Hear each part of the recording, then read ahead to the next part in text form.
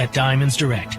Our luxury showroom has it all backed by our lifetime warranties and our signature best price guarantee. Diamonds Direct is the perfect combination of luxury and value, so you don't ever have to compromise. Learn more at diamondsdirect.com. Diamonds Direct, your love, our passion.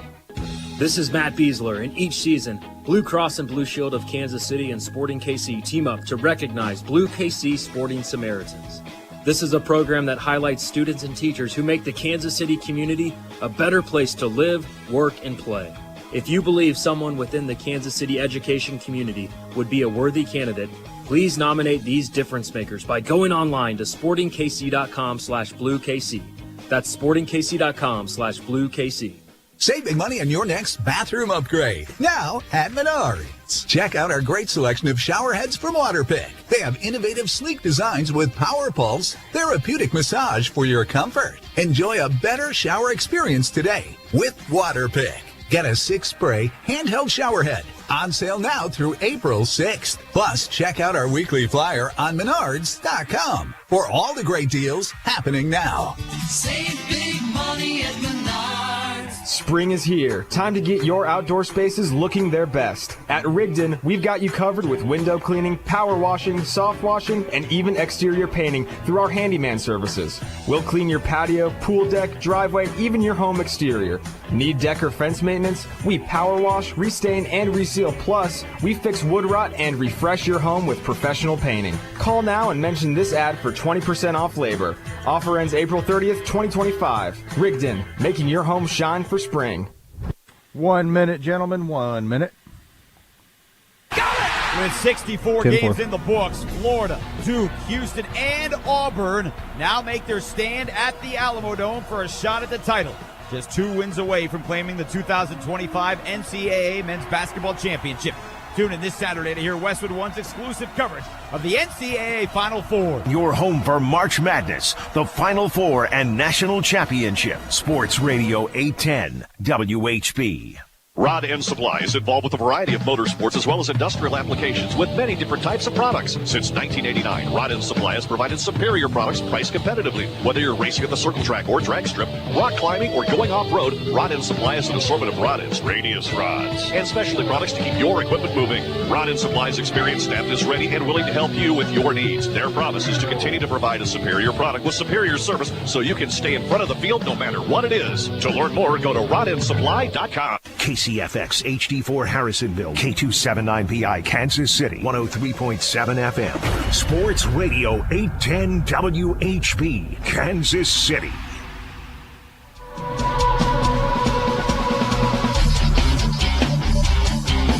America's largest all-sports radio station presents the #1 motorsports show for over 2 decades, Track Talk, brought to you by Rod End Supply and the Power Ride Midwest Lightning Sprints. Here are the racing boys, Scott Traylor and Kirk Elliott. Good morning, everyone. Welcome to Track Talk here on Sports Radio 810 WHB. Todd Surprise running the show. Jay is running the show back at Sports Radio 810 WHB, and my partner for 25 years, Kirk Elliott. How you doing, Kirk? Well, I'm doing good, except for the weather. The weather is... it's kind of ruined the whole weekend of racing, hasn't it? It has. Everything's been wiped out. You know, there was a couple of races last night. We'll get into that here in a little bit. But you and I were planning on being up at US 36 Raceway last night, but that didn't happen. And they rescheduled that event for May 23rd, but the races that were scheduled for Lake Ozark Speedway tonight, that's just been canceled. Right. The new May 23rd date for US 36 is a lead-in to a 2-day show at Lake Ozark Speedway Memorial Weekend. So we're going to have to wait till May 23rd to see any races up at least sprint car races at US 36. It seems like across the entire country, it seems like everything got rained out, didn't it, Kurt? Yeah, I even saw a race that was supposed to be in California last night rained out. Seems to me the only places that got races in were Talladega Short Track in Alabama, and they got a race in at Carolina Speedway in Gastonia, North Carolina last night. USCS a sprint car race. That's it. Dale Everything McDowell else won that wiped race. out. Yeah. Well, Dale McDowell won the Hunt the Front Series event. Talladega Short Track. And we paid $8,000 to win. Yeah, that was a pretty good race. Yeah, it was. We saw the highlights. Last lap pass. Yeah. Dirt on Dirt had a highlight package up there. We don't have a subscription to the Hunt the Front TV, but you and I, we can't replay it here because that's protected content. Right. Dirt on Dirt, but you and I sat here and watched the highlights of that event a while ago. That the racetrack was in excellent shape at Talladega Short Track last night. It was.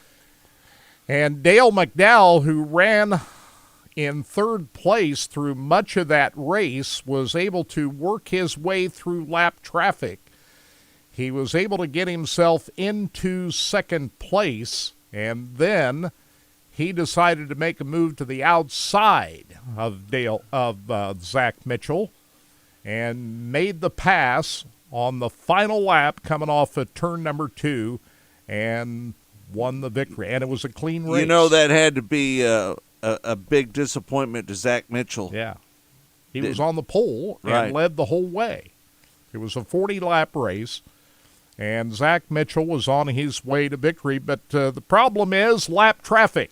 And Dale McDowell, Mac Daddy, the veteran, the guy who's won, I think, 2 big Crown Jewel events at Eldora Speedway. He won a World 100 one time after, I think somebody got light at the scales. Could have been Scott Bloomquist, light at the scales one year, but he won.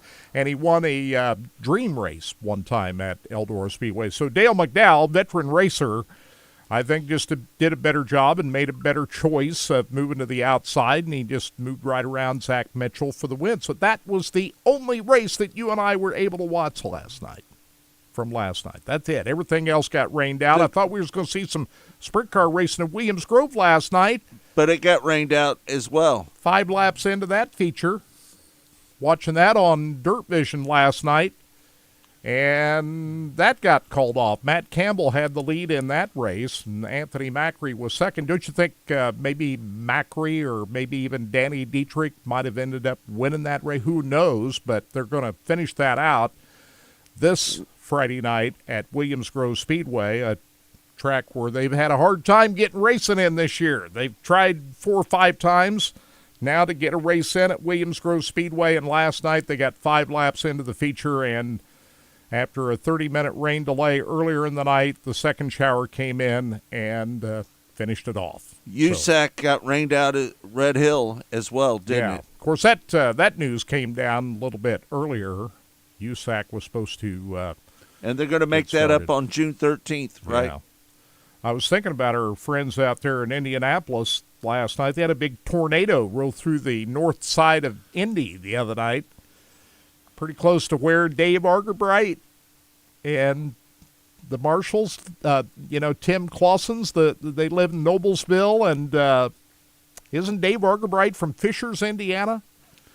I believe so. They had a tornado roll through, I think it went through Carmel, Indiana, which is just south of Fishers, Indiana. I was thinking about Dave Argerbright and the Clausens and some of the other folks up in North Indy when that tornado rolled through there last night, but I think they're okay. Went south of them. So they've had some nasty weather out there in Indiana. We missed the tornadoes here, right? Right, we did. And I got to bring up Jacob Allen retiring from sprint car racing. Biggest news of the week. Did you see that coming? I didn't see that coming. How old is he? He's 30. 30 years old. Yeah, too young to retire, isn't he? Do you think that maybe the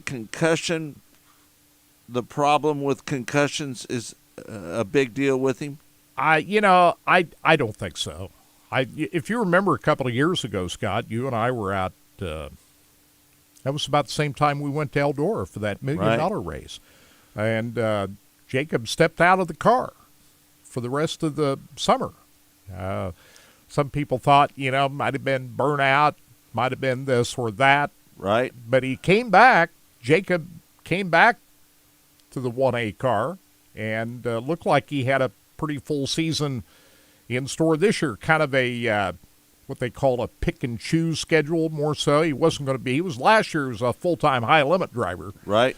But this year is more of a pick and choose type schedule, and he looked like they interviewed him here a few weeks back, and he was pretty excited about the new season. But then all of a sudden this week, the news came out that not only is he going to retire from driving, it's going to be immediately. He's not going to drive again.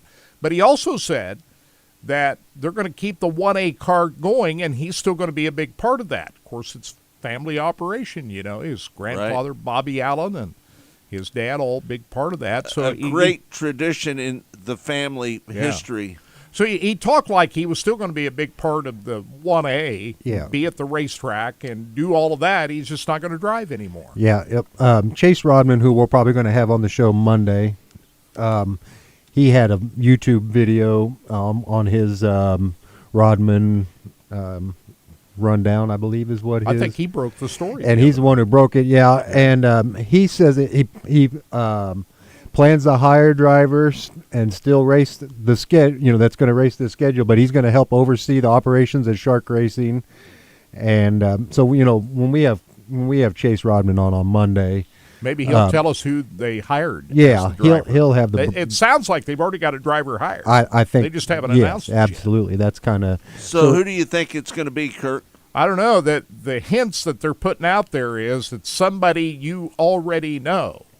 So I'm thinking it's already a higher profile driver that they're going to put in that car. Hopefully, we just don't know who it is yet. Hopefully, with you think Chase. It's Sammy Swindell? No. But I believe. How'd you come up with that one, Scott? Sammy Swindell? No, I don't think so. You don't think so? No. But I was going to throw some stats out there. He's got 566 career stats for the starts for World of Outlaws, 41 career starts for the high limit racing, over $1 million in earnings, top 5 at Kings Royal, top 5 at Knoxville Nationals, won the IRA Maverick, Gold Cup winner. Well, I remember when we won a preliminary night at Knoxville here a couple of years ago. Remember that at the Nationals? Absolutely. So, maybe Seth Bergman. I don't think so. No. I think it's somebody from, I'm guessing it'll probably 410 be somebody Racing? from Pennsylvania. Yeah. Be my guess. You think it's posse Anthony, driver, a posse driver. Anthony Macri? I don't know. I think Chase. I doubt it. Hopefully Chase can break. Maybe Chase can break something for us on Monday. Chase said he already knows who it is. Yeah, he just wasn't going to rain on their parade yet. Absolutely. So maybe by Monday we'll know who the new driver is. But I think when you take into consideration Jacob Allen stepping out of the car a couple of years ago, coming back, that this news probably shouldn't be all that surprising. And my feeling about it is if you're not all in as a driver, you probably shouldn't be driving the race car. So I'm okay with Jacob stepping out of the car. He was a very good driver, won races in that car. I think his biggest win has to be the Gold Cup here a couple of years ago. That was a big high-profile win. But don't you think if your head's not in the game, you probably shouldn't be driving the car? So I congratulate Jacob Allen for the career that he had, and if he feels it's time for him to step out of the car, God bless him. If he's still going to be around the racetrack, that's a good thing. Everybody will still see him. He's not going completely away. That it's probably the best move that he could have made because if you're not all in as a driver, you probably shouldn't be driving these cars. Kirk, there's a little news coming out of I-70 Speedway as well, isn't there? Well, we don't. No, I mean it's no news yet. Kirk says no. No news yet about Kirk the, doesn't want to. Track. He doesn't want to let that news out yet. I don't think it's really news yet. I'm trying to get a hold of the second in line at Flying H Drag Strip, Blake Housley. And how's that going? I haven't got a call back yet. Just haven't had luck with. So no news to report here on the I-70 Speedway and what's going to happen there. We all think we know what's going to end up happening, right? But not ready to announce any any reports yet until I get it confirmed. You don't want to confirm that yet? Not yet. Stay tuned. We'll let you know when we find out. You've got some news, don't you, Kirk? Well, just yeah, just spit it out a little bit. Just talk about it a little bit. Well, I just there was one thing that I did see just pulling up some information on the internet last night or the other night that Steve Bailey and Chris Payne, who are the co-owners of the I-70 Motorsports, had a little disagreement last year over some things and had some legal action there. So I don't know what the end result is of that, but that adds to the uncertainty about where they're going to be going in this whole ownership. Do you of think the I-70 Flying H drag strip? Flying H drag strip is owned by Scott Higgs, a different owner, right? And my feeling is that is going to dominate that piece of property when it's all said and done. Drag racing is going to be the main thing. Did you see that? Do you think they're going to bury the dirt track? Sure looks like that's where it's headed, don't you think? Right. What do you think? I think so. Yeah. I think they're going to bury the racetrack over there and repave that for drag racing. Well, I just think it's we talked about this a couple of weeks ago, that if you do an overhead shot of the property and you see where the drag strip is located and you see where the dirt track is located, and you're building up around the drag strip, and you put all that money into a world-class drag strip, and that is a world-class drag strip. It is. And you see where that dirt track is located, sure seems to me like if I'm the owner of that drag strip, that dirt track is kind of in the way, is it not? Did you see the tornado that hit John Force Racing's shop? Brownsburg, Indiana. Yeah. You got some pictures of that, No, Todd? I don't have any pictures, but I've got a statement. Our Brownsburg race shops suffered severe storm damage and water damage last night as we continue to work on it as safely and efficiently as possible. John Force Racing wants to thank every team and individual who stopped by to help and reach out last night to check on our employees at the shop. So they had apparently it was pretty big devastation. I don't see any there's no video or any photos. There's just a lot of statements saying that probably going to have to rebuild that whole shop. So when I was following the tornadoes we talked about a little bit earlier up in northern Indiana, right, up Carmel and Fishers and Noblesville, there was a separate tornado that did damage to buildings in Brownsburg, Indiana, where these race shops are located. The first thing I thought about when I heard that news, there's buildings that had been damaged in Brownsburg, Indiana. The first thing I thought about, there's a lot of race shops out there in Brownsburg, Indiana. Is. Yeah, and sure sure is. enough, John Force's race shop, located out there, received storm damage. Now, were there other buildings? Now, they said on the Indianapolis News that there was just one building yeah, it that looks was like damaged, but that there had to be more than just John Force's building. Yeah, from what I'm reading is there was more damage around but his seems like it. His got the worst of it? Got the worst of it. Oh, which my kinda, gosh. Just kind of sucks. But, yeah, that's from everything I'm reading. It just a lot of other places kind of came in and checked on it. But here, I'm pulling up. It doesn't look like it was smashed or anything, but it looks like lots of water damage. But there was a tornado sighted out there. Oh, yeah. A lot of water damage A lot right of there. water damage in the place, and you can see things are thrown around inside there. There's trash cans and stuff. So, obviously, there's some damage there. Now, these shops are located not too far away from the IRP drag strip, the Indianapolis right there. Raceway Park, absolutely. Lucas Oil drag strip. And but when I heard that news about buildings in Brownsburg, Indiana, there's a lot of race shops out there. A lot I'm of thinking race shops. There's probably a race shop that got damaged. There's a picture of the hole in the roof of the shop right there. See it? Where it's ripped everything off. Oh, yeah. And there's actually a hole right down into it, so that's probably. Can you swell that up a little bit, Todd? I tried. It just doesn't want to. I can maybe try to. But there were other buildings that got damaged, not just John Force's Yeah, so if you shop. look in the background, that other building right behind there, the roof's missing off of it as well. No doubt. So obviously that whole town, like you said, had some damage. That in all there, happened so. about the same time those tornadoes hit in northern Absolutely. Yep. Indianapolis. It sure did. So, yep, just one blow to another there to the John Force race. It's just been something for them. But hopefully they'll be up and rolling again this weekend, right, Kirk? Is it this weekend, or are they wrap back next weekend? Next weekend, the 4 wide at Las Vegas. There you go. Always like watching 4 wide. They were at Pomona last weekend. And one of John Force's cars won last weekend.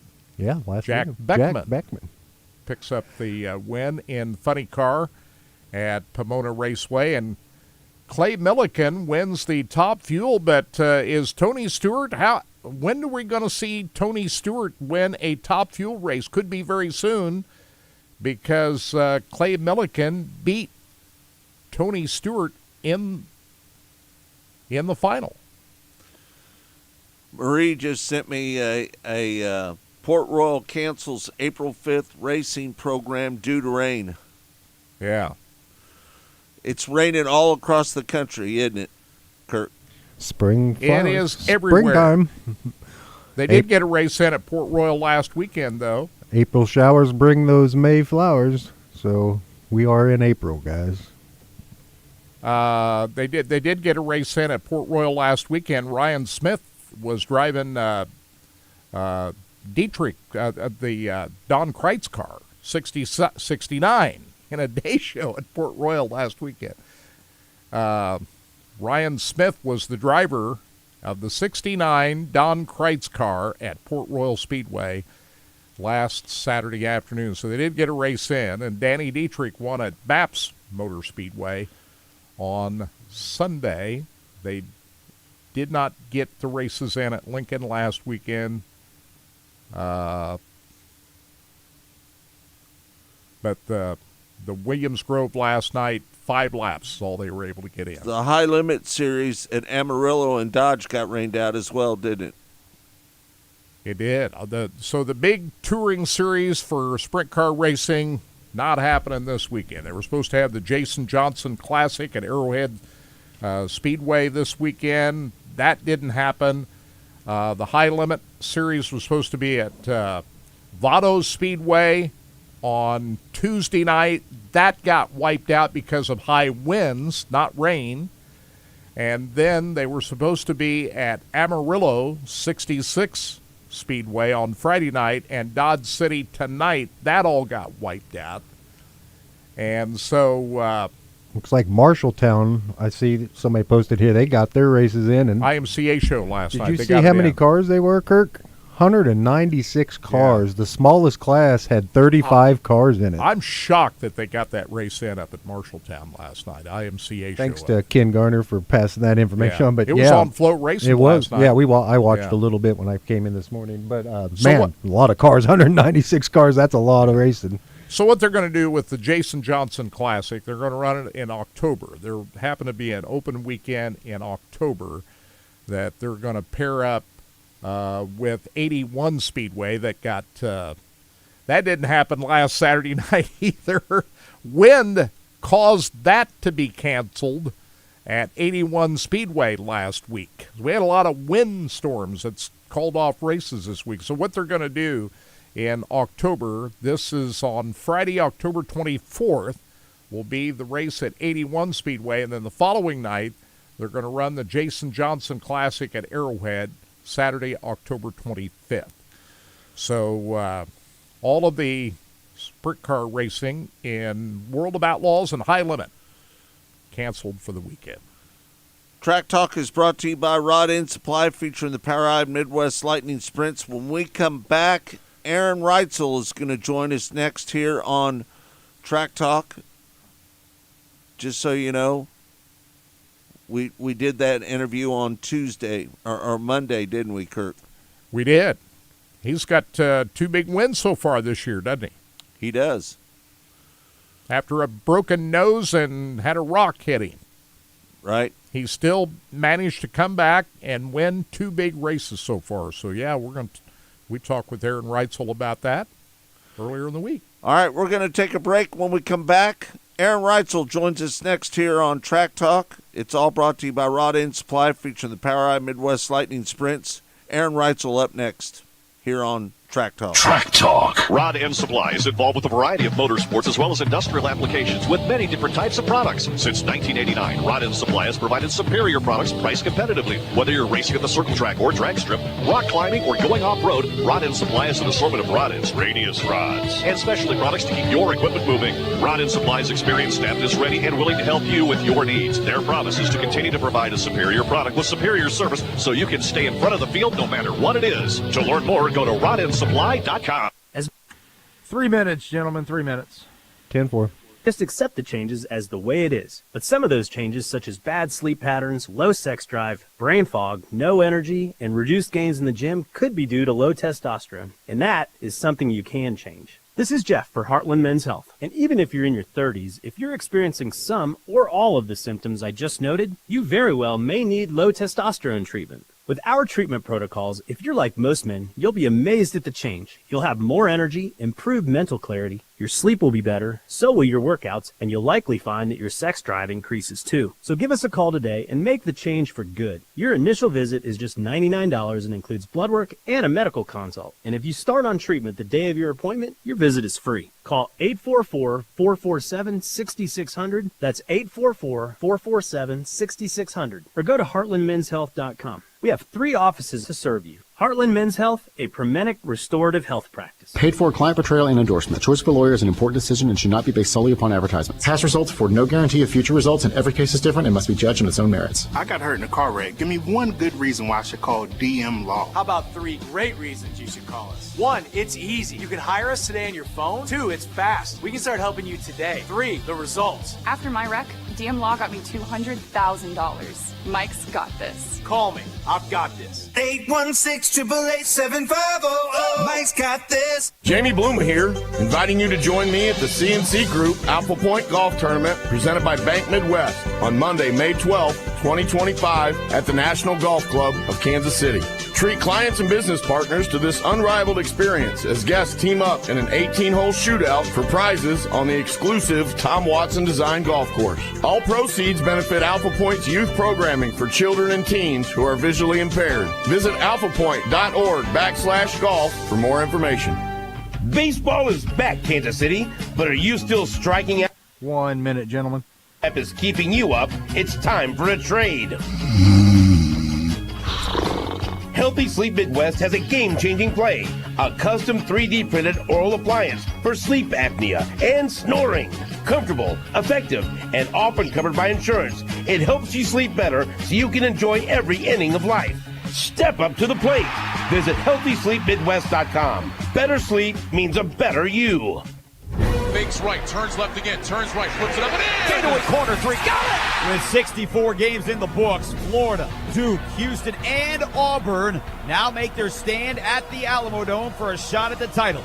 Just 2 wins away from claiming the 2025 NCAA Men's Basketball Championship. Tune in this Saturday to hear Westwood One's exclusive coverage of the NCAA Final Four. Your home for March Madness, the Final Four, and National Championship. Sports Radio 810 WHB.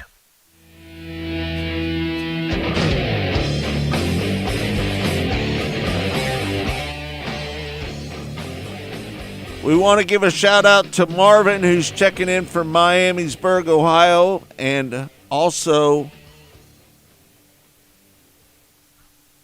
Drunken Donald. He's checking in from Marshalltown. How about that? Drunken Darnold. Drunken Darnold. That's good stuff. We Chris appreciate Yance is checking in as well. Yeah, we appreciate everybody tuning in and everybody that might be driving around the KC Metro listening in their car. We appreciate it. Or at home getting their coffee. Hey, good Todd, stuff. how about Go Chicken Go up there? How about that?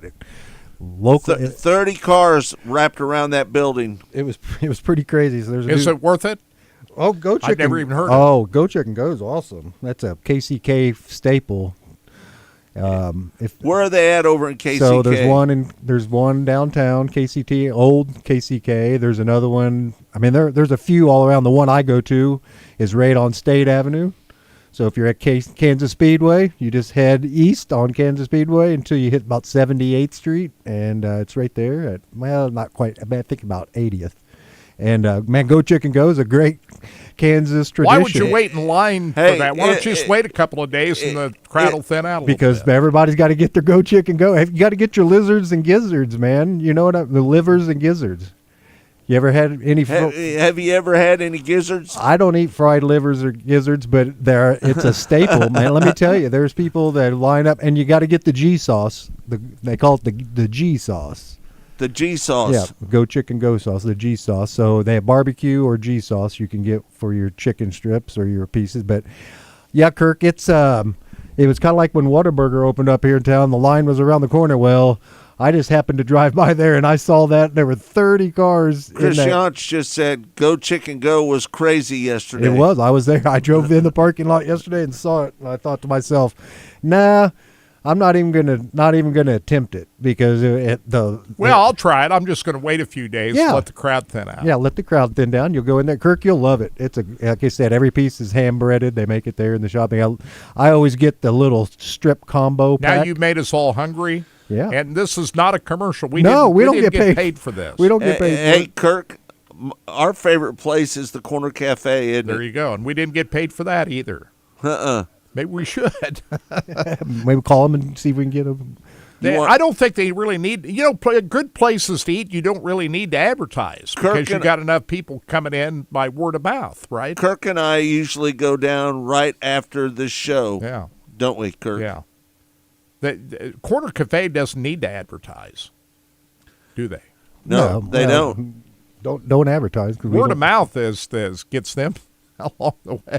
So anyway, now that we've plugged all these places and we're not getting paid for it,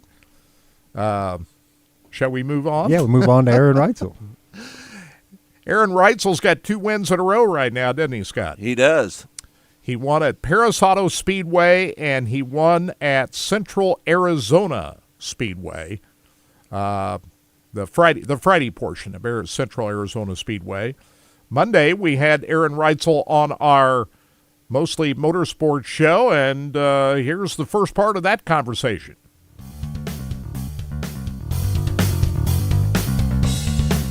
Are you a little bummed out about Vado Speedway? I am bummed out about Vado.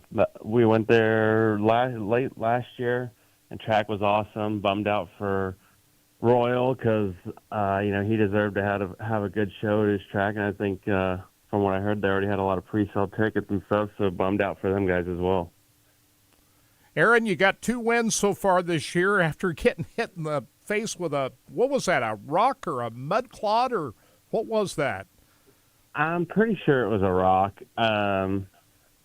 It just kind of a freak deal. Just went through the shield, and it was more so the shield that cut me open, but I think it was the rock that broke my nose. But freak deal, and just luckily it wasn't any worse. Maybe an inch to the left or right. Could have been a whole lot worse. How bad was your nose broken? So they said it was pushed, it broke in, so it wasn't crooked by any means.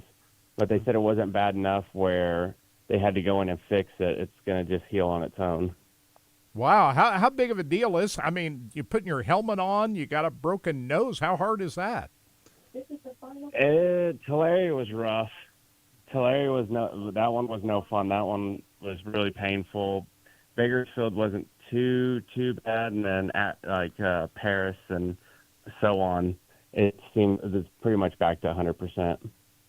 Wow, that's pretty quick healing up. We'll talk about these wins you had. You won the other night down at Central Arizona Speedway. You took advantage. I don't know if Tyler Courtney spun his wheels or not, but it looked like he went down to the bottom of the racetrack coming out of 4. What did you see when you took the lead right there? So like earlier in the race when we would get the traffic, we could hit the bottom pretty good. It had a lot of wet dirt thrown across, and you could run through it and kind of get grip. So he did the right thing, but he, him being the leader, he hadn't gone down. He hadn't gone down there since the yellows, because we had 2 yellows back to back. That really just dried it out from everyone driving around, and just the time being and whatnot. And I went down there once after a yellow to just protect, because I got a bad run, and I felt that there was nothing there, so I knew it wasn't there anymore. But he didn't know that, so he did what we were doing previous when we were in traffic, and it just wasn't there for him. So he was down there spinning his tires, and I kind of already found the rubber at that point. So just kind of a lucky deal, but a little bit of a lucky break. But at the same time, I already took the lead, and then caution came out and had to give it back to him. So I was glad to be on the lucky end of it that time. Talk about Paris. That was a good race for you as well, wasn't it? Yeah, Paris was really good. It was good to get the first one out of the way, and that was another one there where I think the racing would have been really good, but we went in first start we went yellow, second start we went red, third start we went yellow, fourth start we went red, and we just rolled around there for so long and packing it down, and the wind's blowing, and it just kind of dried it out, and it just went straight to rubber. But it was a shame, because the way the dash race and stuff, I think it was going to be a hell of a race. Casagrande, the last 5 laps, you said it took rubber in your interview. Talk about that rubber down at the end of the race. Yeah, it took left rear rubber probably the last 5, but we raced so you can't even really call that rubber, because we raced so good early. The first 10 laps, I was trying to pass him while he was in clean air, and then we got the traffic and we're dicing it up in traffic, and there was a few sliders and this and that. So we had a hell of a racetrack for 20 laps, and then the last 5 kind of just took left rear rubber, and we all moved down into it. But to me, that was a perfect racetrack, because it was as slick as it could be until the rubber came late at the end. I'd take that any day, other than the complete rework where we're almost like the Chili Bowl's been fighting, where they do a complete rework, and then the first 20 laps is wide open, no passing at all, and then we race for the last 10. Now, Paris, that was full-on rubber down there, wasn't it? That was full-on rubber. They did a little work before, and I think it was going to be okay. But like I said, the way the race played out, I think the reds and the yellow, before we ever even had one lap, killed the track. Well, it pays to qualify number 1, doesn't it? Like you did at Paris, you qualified number 1 that night, won your heat race. When you qualify well in these races, that really sets you up pretty good, doesn't it? Yeah, it's so tough anymore to pass, and heat races sometimes it's still heavy in one lane. So if you don't start your night off good with qualifying, you're definitely at a big disadvantage. So yeah, qualifying good is a massive advantage with these fields of cars. We're watching video of you right now on Mostly Motorsports, and you won 2 in a row. Talk about that, winning 2 in a row. Well, it wasn't quite 2 in a row, but it was almost, right? That was 2 in a row. It was 2 in a row. That's right. Yeah, you're right. Yeah, but no, it feels amazing, just to be back on the road with the caliber cars full time, and I've sat out for basically, I feel like I've sat out for 3 years.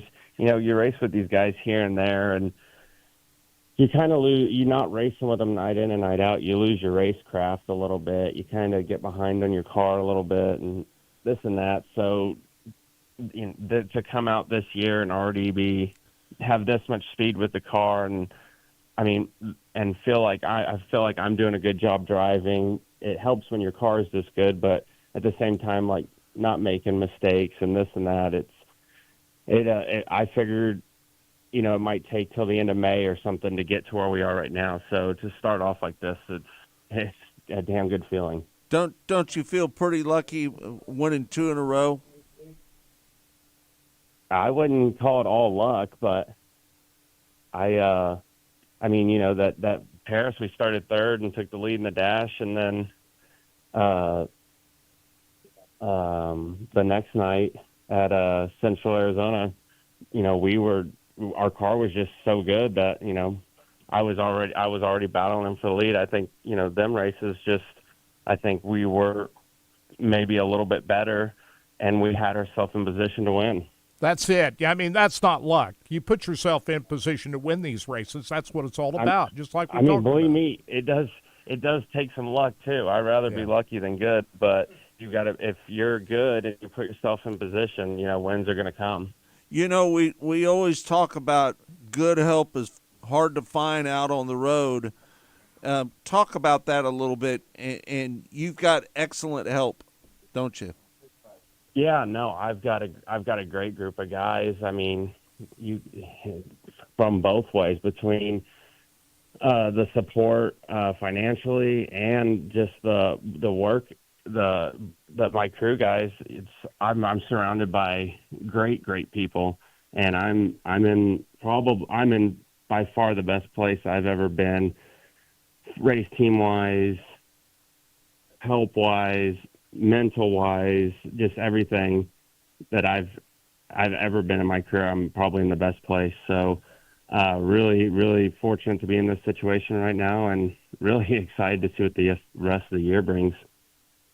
And you've been on both sides of this racing. You've done the regional type racing after being full-time out on the road with the World of Outlaws. You for the last several years, you raced pretty much full-time at Knoxville and kept things pretty close to home.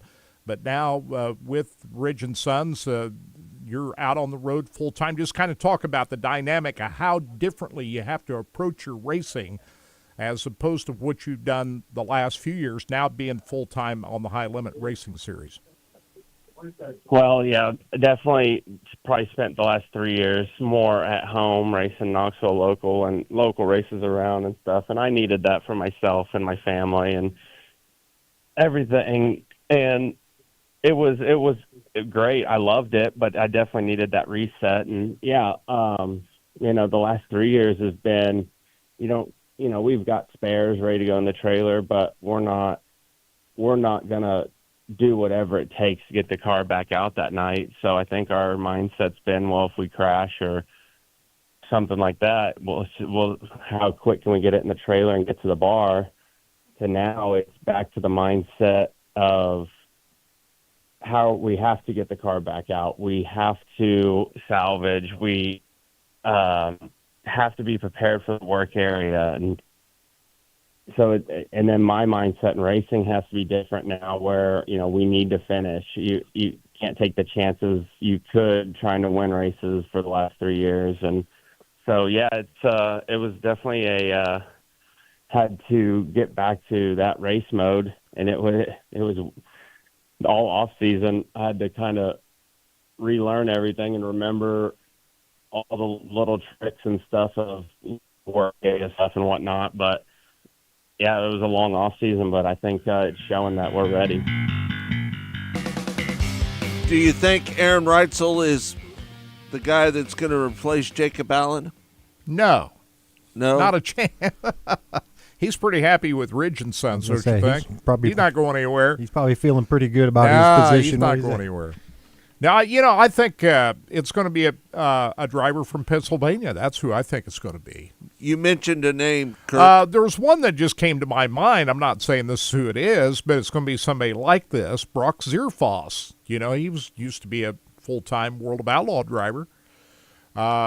He's not driving full-time on the Outlaws Tour. He's staying pretty close to home this year. Somebody like that, or maybe a younger driver from Pennsylvania.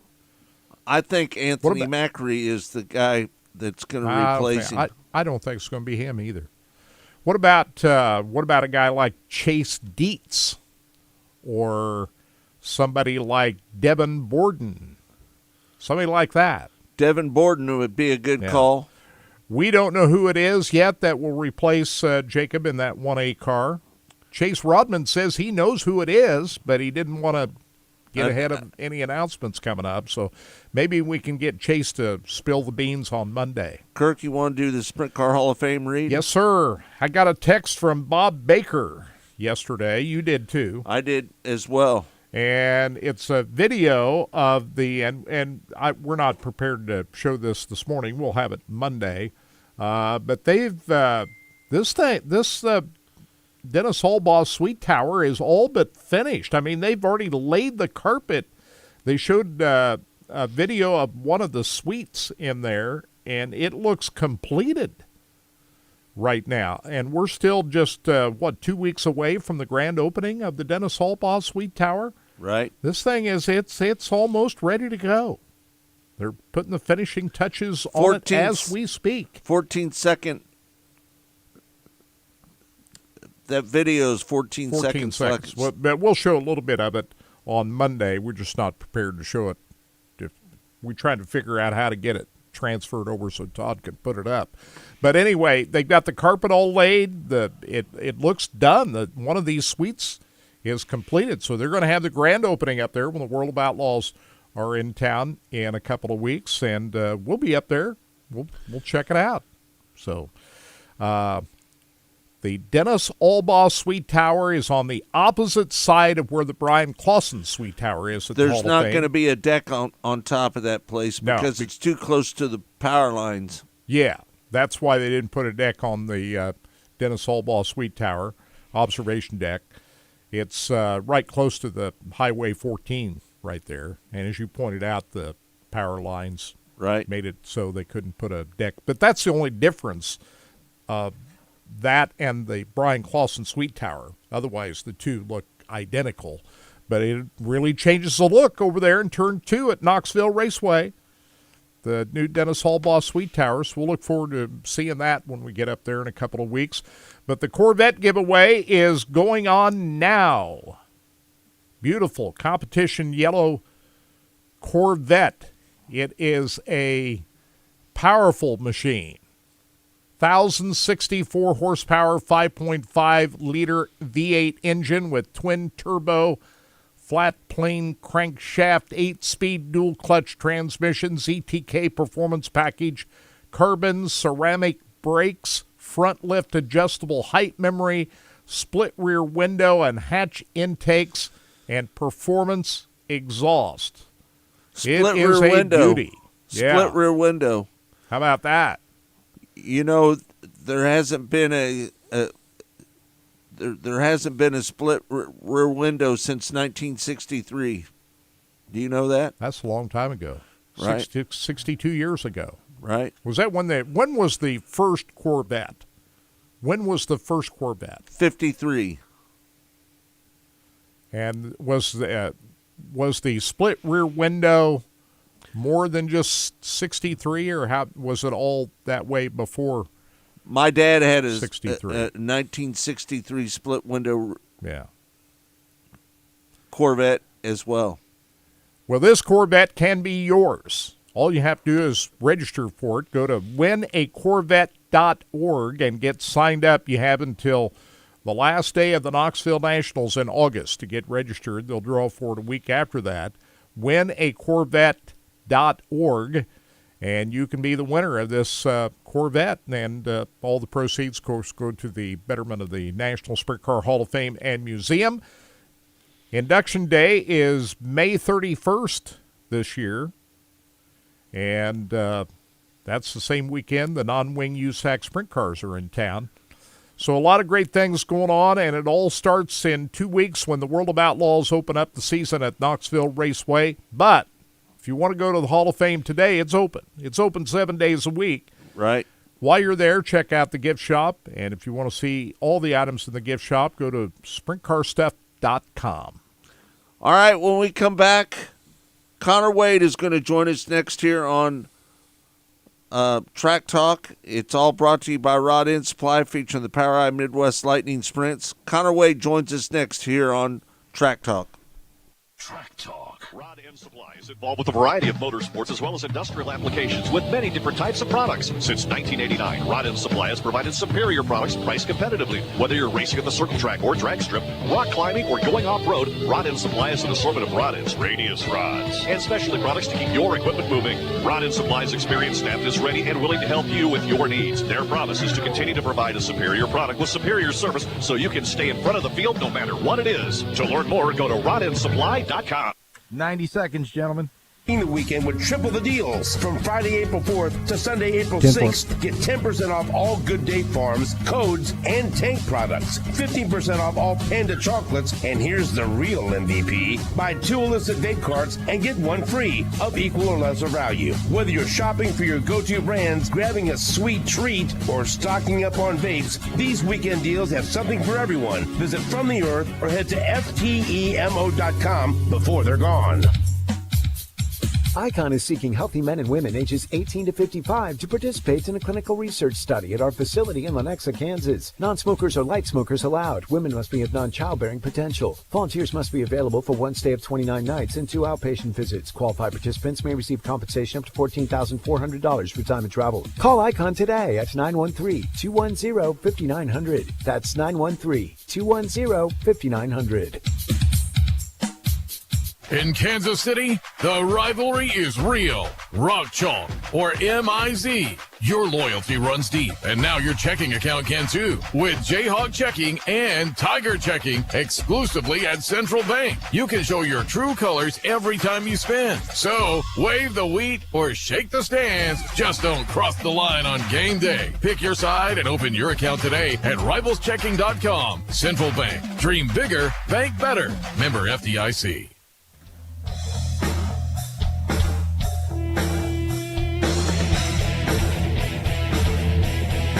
Welcome back to Track Talk.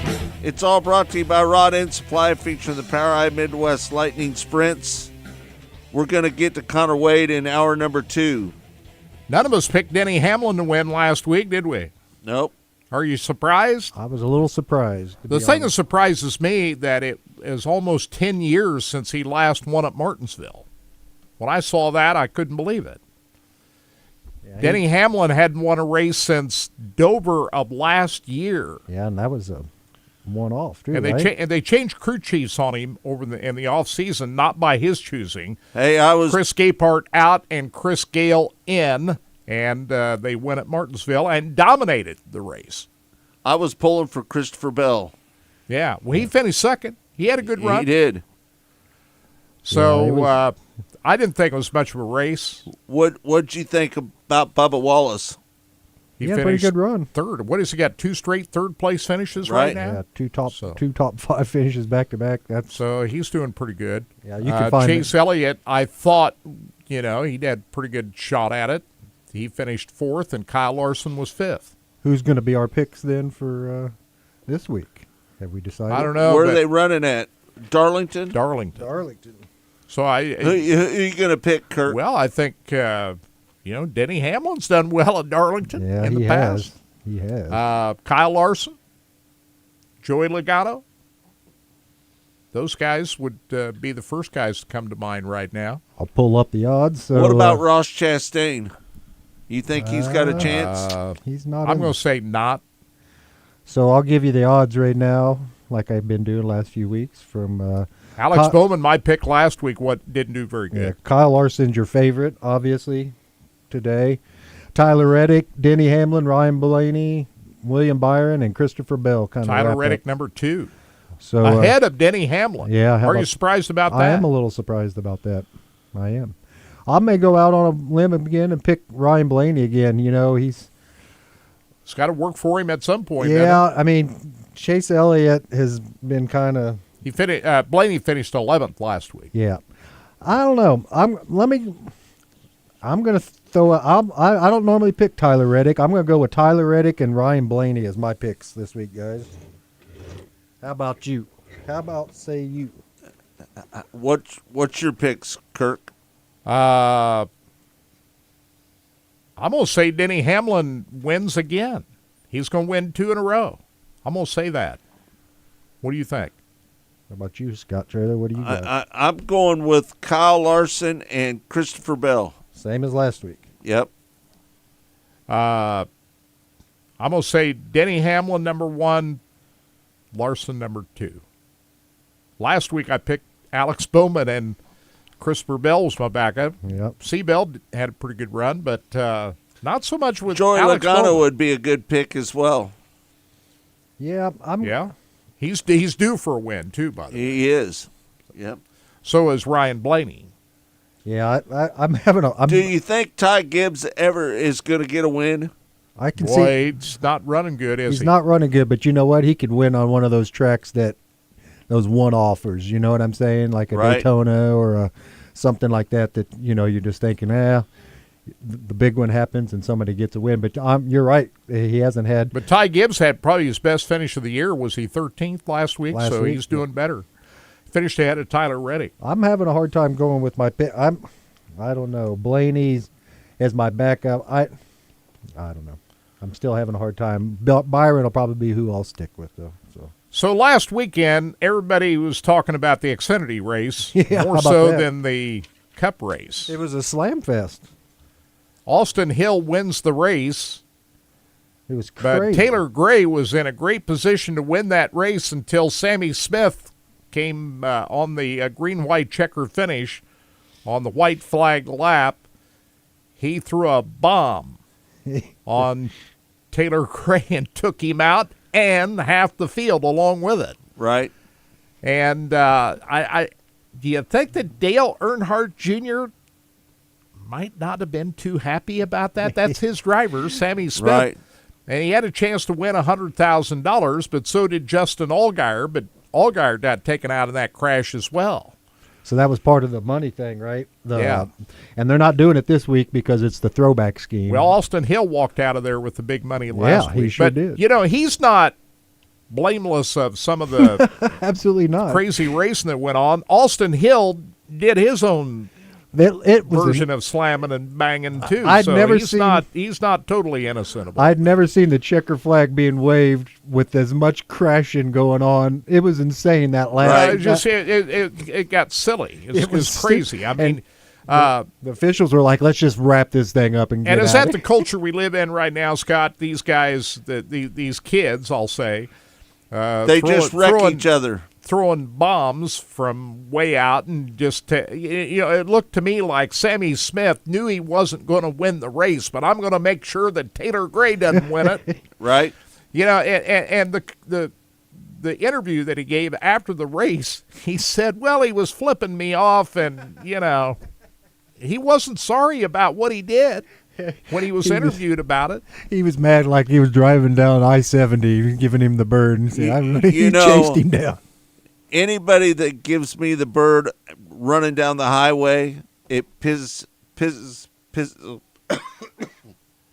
Gets under your pisses skin, me doesn't off. it? Yeah, but you got to let that go by, man. You can't let that, as a race car driver. But like you said, how many times do you get the one finger salute out on the racetrack? I'm sure it happens quite a bit, right? So Sammy Smith is the villain in all this, and he ends up in 10th. And I thought Mark Martin, who was on another podcast Yeah, I heard this that. week, That was pretty good. he said it best. He said, if you're going to pull something like that off, you Better win. better win. You better win it. Right.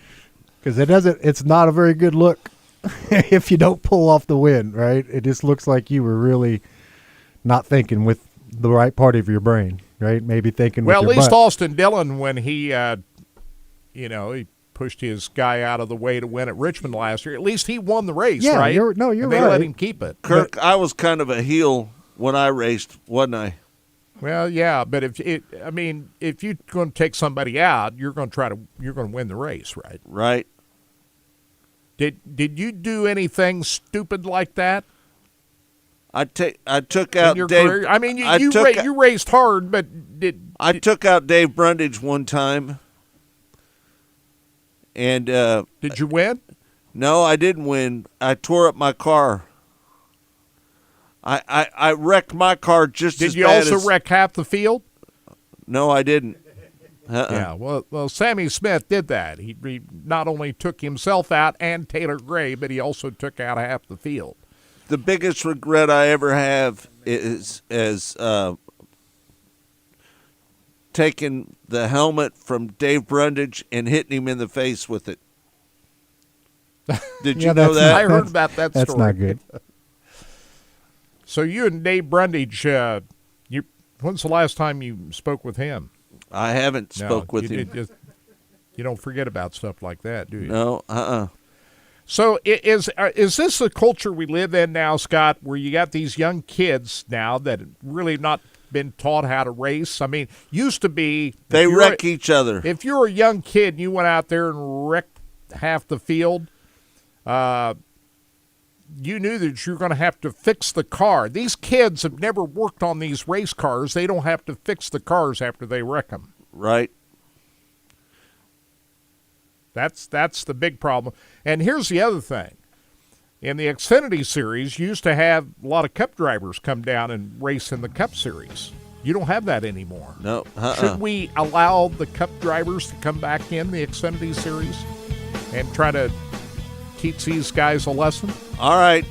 Hour number 2 coming up on Facebook, YouTube, and RacingBoys.com. You can watch Track Talk. It's all brought to you by Rod End Supply, featuring the POWRi Midwest Lightning Sprints. Kirk, you got anything to add? Nope. Hour 2 exclusively on Racing Boys, so stay tuned for that. We'll hear from Connor Wade, more from Aaron Reitzel, and, of course, Monday, Mostly Motorsports, live, 12 noon on Racing Boys. All right, thanks, everybody, for tuning in. Hour number 2 on Facebook, YouTube, and RacingBoys.com. We'll see you in hour number 2 coming up next right here on RBN, the Racing Boys Broadcasting Network.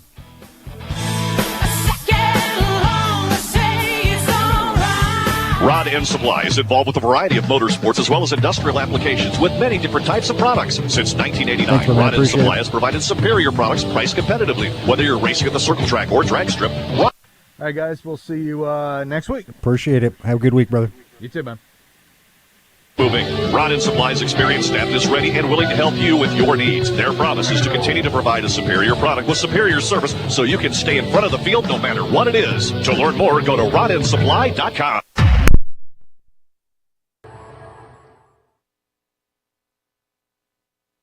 Rod End Supply is involved with a variety of motorsports as well as industrial applications with many different types of products. Since 1989, Rod End Supply has provided superior products priced competitively. Whether you're racing at the circle track or drag strip, rock climbing, or going off-road, Rod End Supply has an assortment of rod ends, radius rods, and specialty products to keep your equipment moving. Rod End Supply's experienced staff is ready and willing to help you with your needs. Their promise is to continue to provide a superior product with superior service so you can stay in front of the field no matter what it is. To learn more, go to rodendsupply.com.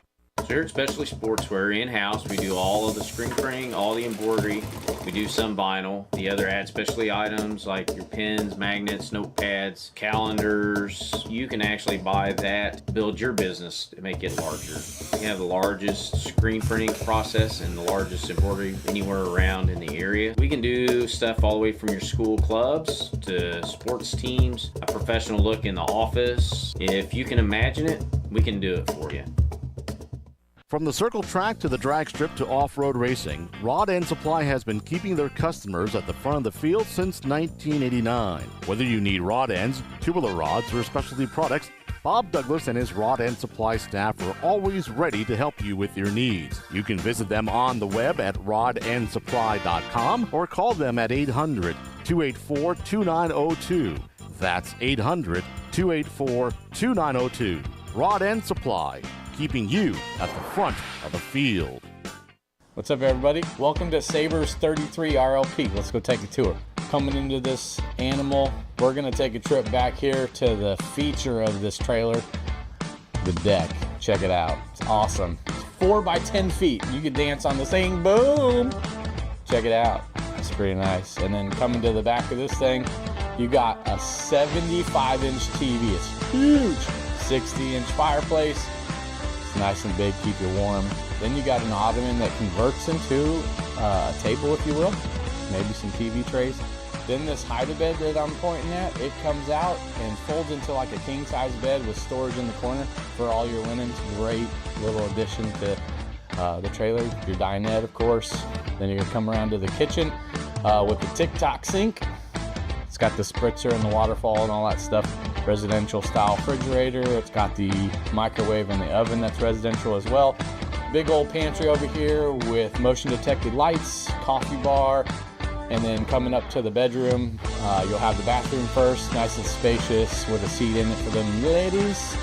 And then we got the king size bedroom with washer dryer hookup. I'm telling you, this is a home run for a couples coach.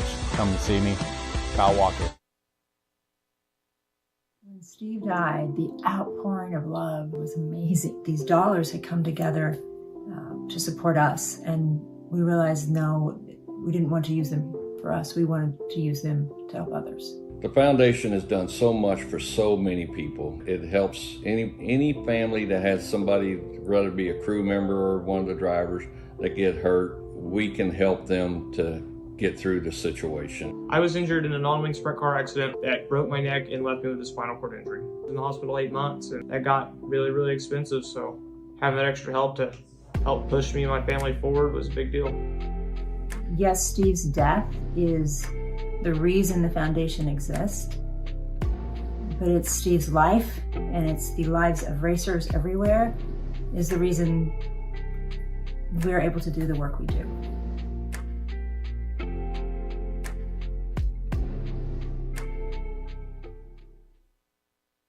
So we have a lot of folks come in interested in traveling for work. This is going to be a great option. Your Coachman Northern Spirit 2565 front kitchen. You have a nice wraparound full front kitchen here. Huge windows up top. Big 12-volt refrigerator. Lots of windows on the sides here. Great natural light coming in. You have your big TV over here on the swing arm bracket so you can kind of see it from any point in the room. Also have your bar stools here. Sit and eat your breakfast. In the bedroom, you're going to have a king-size bed in the slide-out. Lots of storage underneath that. Washer, dryer, hookup. Tons of storage with the drawers. Then you got your full bath across the back. When it comes down to a camper that you can get for 6,500 pounds and be under 30 feet long, this is an absolute home run.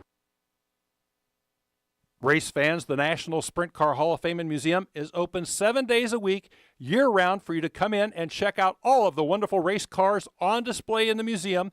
And our online store at sprintcarstuff.com is open 24 hours a day for you to check out everything that we have in stock for sprint car fans. Whether it's for a birthday, anniversary, or Christmas, sprintcarstuff.com has it all. That's at the National Sprint Car Hall of Fame and Museum in Knoxville.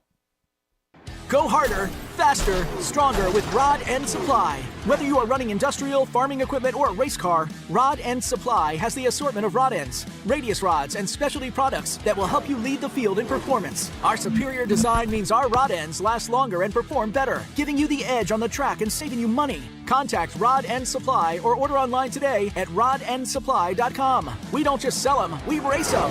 rodendsupply.com. Serving the racing community for over 30 years. Hey everybody, this is Larry the Cable Guide. You are listening to RacingBoys.com, and if you're not, I swear to you, get in your truck or do something, but get the hell out of this country, because you don't belong in it if you don't listen to these fellas.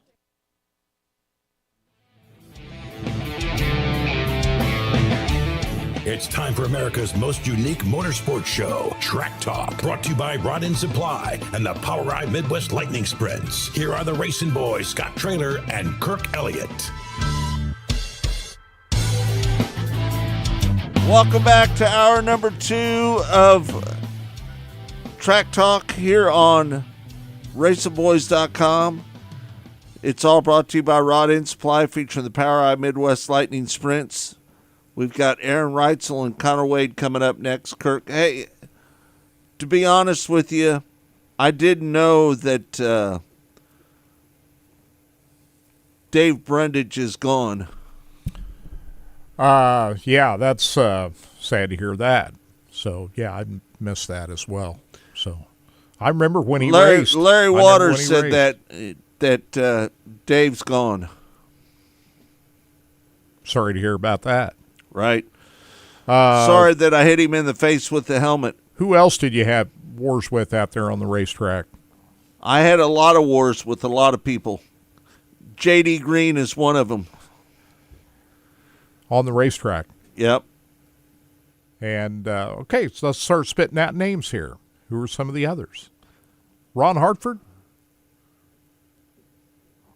I had a couple run-ins with Ron Hartford as well. You had run-ins with everybody, didn't you? I did.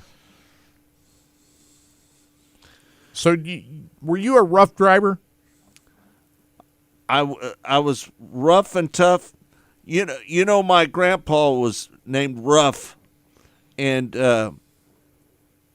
I always I took after my grandpa's name of Rough Harris. You know, you weren't afraid to knock somebody out of the way to win, were you? I wasn't afraid of. Kirk, you watched me many a times, huh? Yeah, I mean, I've told this story a number of times, that when you came to me to say, hey, can you join us on the show, that's after I'd watched you race. Right. And I'm thinking, I don't know. It took you 7 months to come around. That was all because of the way you raced out on the racetrack. Right. I saw you race out there. I said, boy, he's the guy that likes to wear the black hat, doesn't he? I don't know whether that can work, but it did. So we've been together for 25 years, Kirk. But it was your racing reputation that gave me pause to decide whether or not to come join you over here. That old number 16, that was my number, wasn't it, Kurt? But you won a lot of races. How many feature races did you win in your career? I won about 30 features. How many at I-70? I won a lot in my truck, and I only won one in the modified. I thought you won more than that in the pavement modified. I won down at Moberly, and I won at I-70 Speedway. I didn't win. But you won quite a bit on dirt, too, didn't you? Or did you? How many did you win on dirt? I never won a race on dirt. Oh, I thought you did. No. All your wins were on pavement? All of my wins on pavement. You had a pretty good career. The thing I always remember about you, Scott, is you did the pre-race show on Sports Radio 810 at I-70 Speedway in your fire suit, and in between commercial breaks, you'd go down and jump in the car and do hot laps, then come back and finish off the show. Hey, John Wilson, he remembers all of them. He was your Buddy Benedict, Terry Smith, and Tony Sawyer. He was your crew chief, right, at John Wilson? He was. Yeah. He was my Tony crew chief. Sawyer, the shark. Tony Sawyer, I didn't have any respect for him at all. Did they have much respect for you? Not really. So the biggest incident that you can recall right now that you caused that came back to bite you, you either got in a fight over, or what was the one incident that really stands out above all the others? Dave Brundage, to be honest with you. And that was at I-70 or Lakeside? At Lakeside. At Lakeside. On the pavement at Lakeside. On the pavement at Lakeside. I was a heel, Kurt. You took him out, right? I took him out, and I slammed him. I slammed his helmet up against his face afterwards. Out of the car. Out of the car. Lawrence says he raced with you out there. Did you do it out in front of the crowd so everybody could see it? I did. I don't remember that. I don't know if I was there that night. You know, if you're going to get in a scuffle with somebody or a fight with somebody, make sure you do it out in front of the grandstand where everybody can see it. Right. So, do you think Sammy Smith, we're talking about this the last hour, do you think he should just get into a knockdown brawl with Taylor Gray? They'll do it on the track. They won't be fighting in the pits. I don't know if you saw the preview for last week. They hyped up all that fighting that happened last year. Remember last year there was a big. Ty Gibbs was involved in a fight there. And so they hyped up all that, and then when everything happened, they have so much security between all the drivers now that they don't even let them get close to each other. Well, you know, that's the first thing I thought about.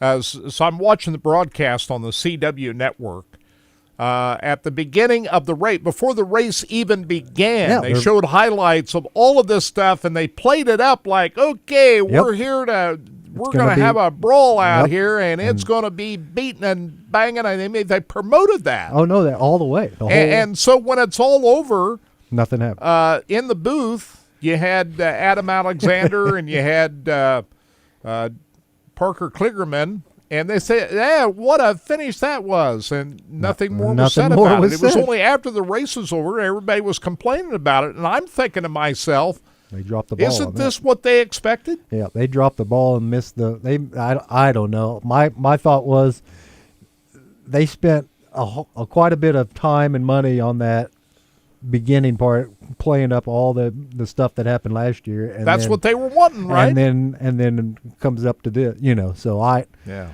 don't know. I know that there's a lot of security between the two drivers now, whereas the years past there was never that amount of NASCAR security between them. So I don't know if the drivers don't want to get it involved or if there was some litigations or something. But all I know is you saw the guys; they're talking from a distance. Right, they never was that close to each other, and so I don't know. Well, the ratings are going to be as good as it's ever been for the Xfinity today because everybody's going to tune in at 3:30 this afternoon on the CW network in the aftermath of what happened in Martinsville.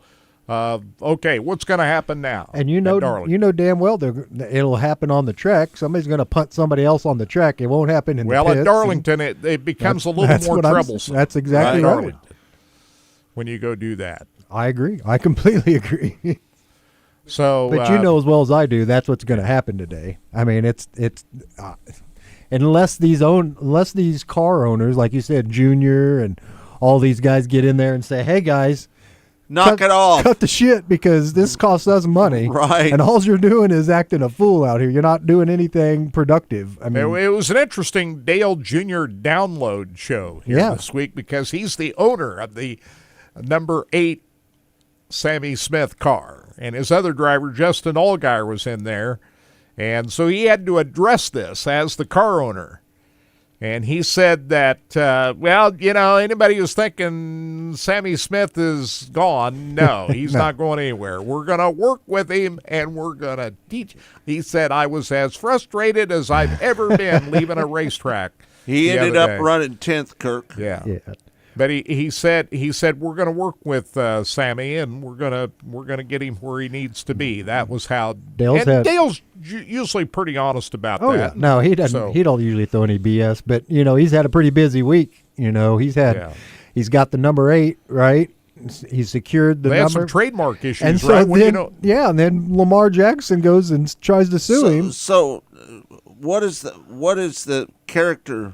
So tell us about that, Todd. So it has to do with the font of the number 8. So if Gene Simmons of KISS, he trademarks everything. Anything he can think up that might be a good idea, he trademarked. Well, Lamar Jackson had trademarked the number 8 as the number that it was. Not the number 8, everybody has, but the way that number 8 looked. Well, when Dale Jr. got his number 8 back, during all this stuff and everything, he put out what it was going. Well, apparently it was too close to the number 8 that Lamar Jackson had trademarked, and so they settled. Dale Jr. put out a post and said, "Look, it's not a big deal. It's just a little twitch of the word, just kind of a tweak of the word of the letter or the number." But he still has litigation with Troy Aikman. Troy Aikman tried to do something and.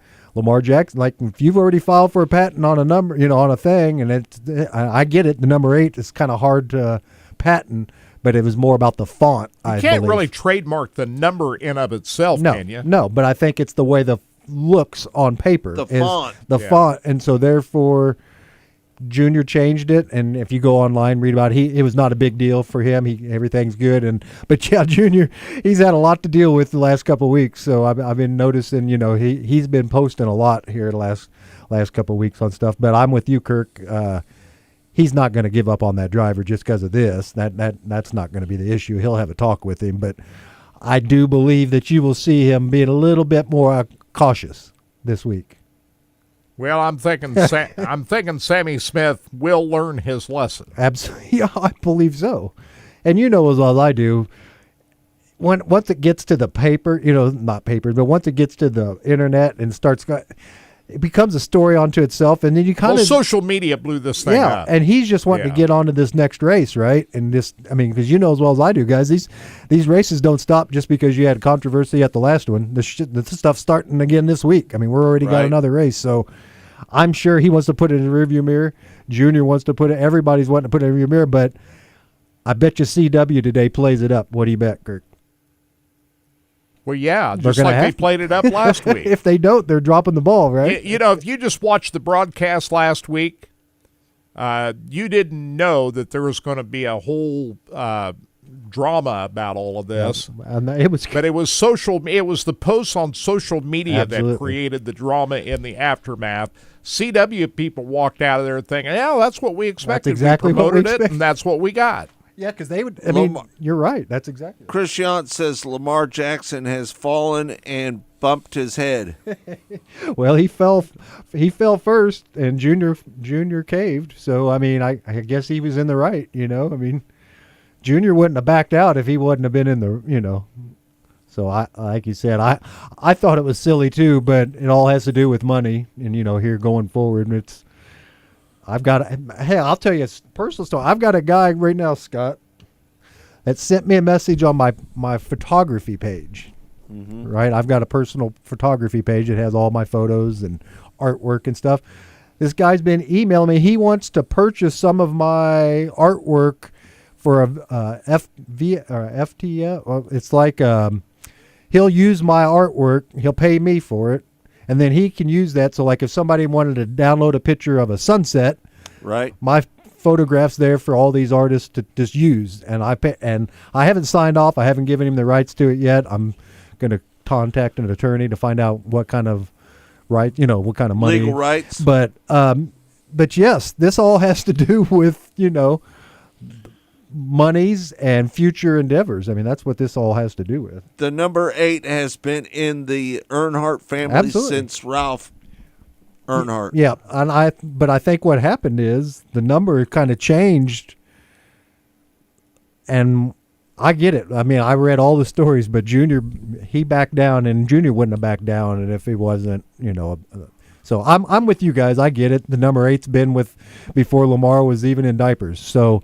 I get that, but Lamar did put the patent down on it. He trademarked it, right? So once you trademark something, that's kind of how it is. I mean, right. So like Racing Boys, we got the Racing Boys name, and it's ours. So it's trademarked. It's trademarked. So I mean, I like you said, I'm with everybody out there. I thought it was silly, but when I did see that Junior resolved everything and everything was good to go, I'm sure his focus is on the when track. did we trademark the Racing Boys logo? Oh, gosh, that's been, 15 years ago now? Yeah, right before I got here.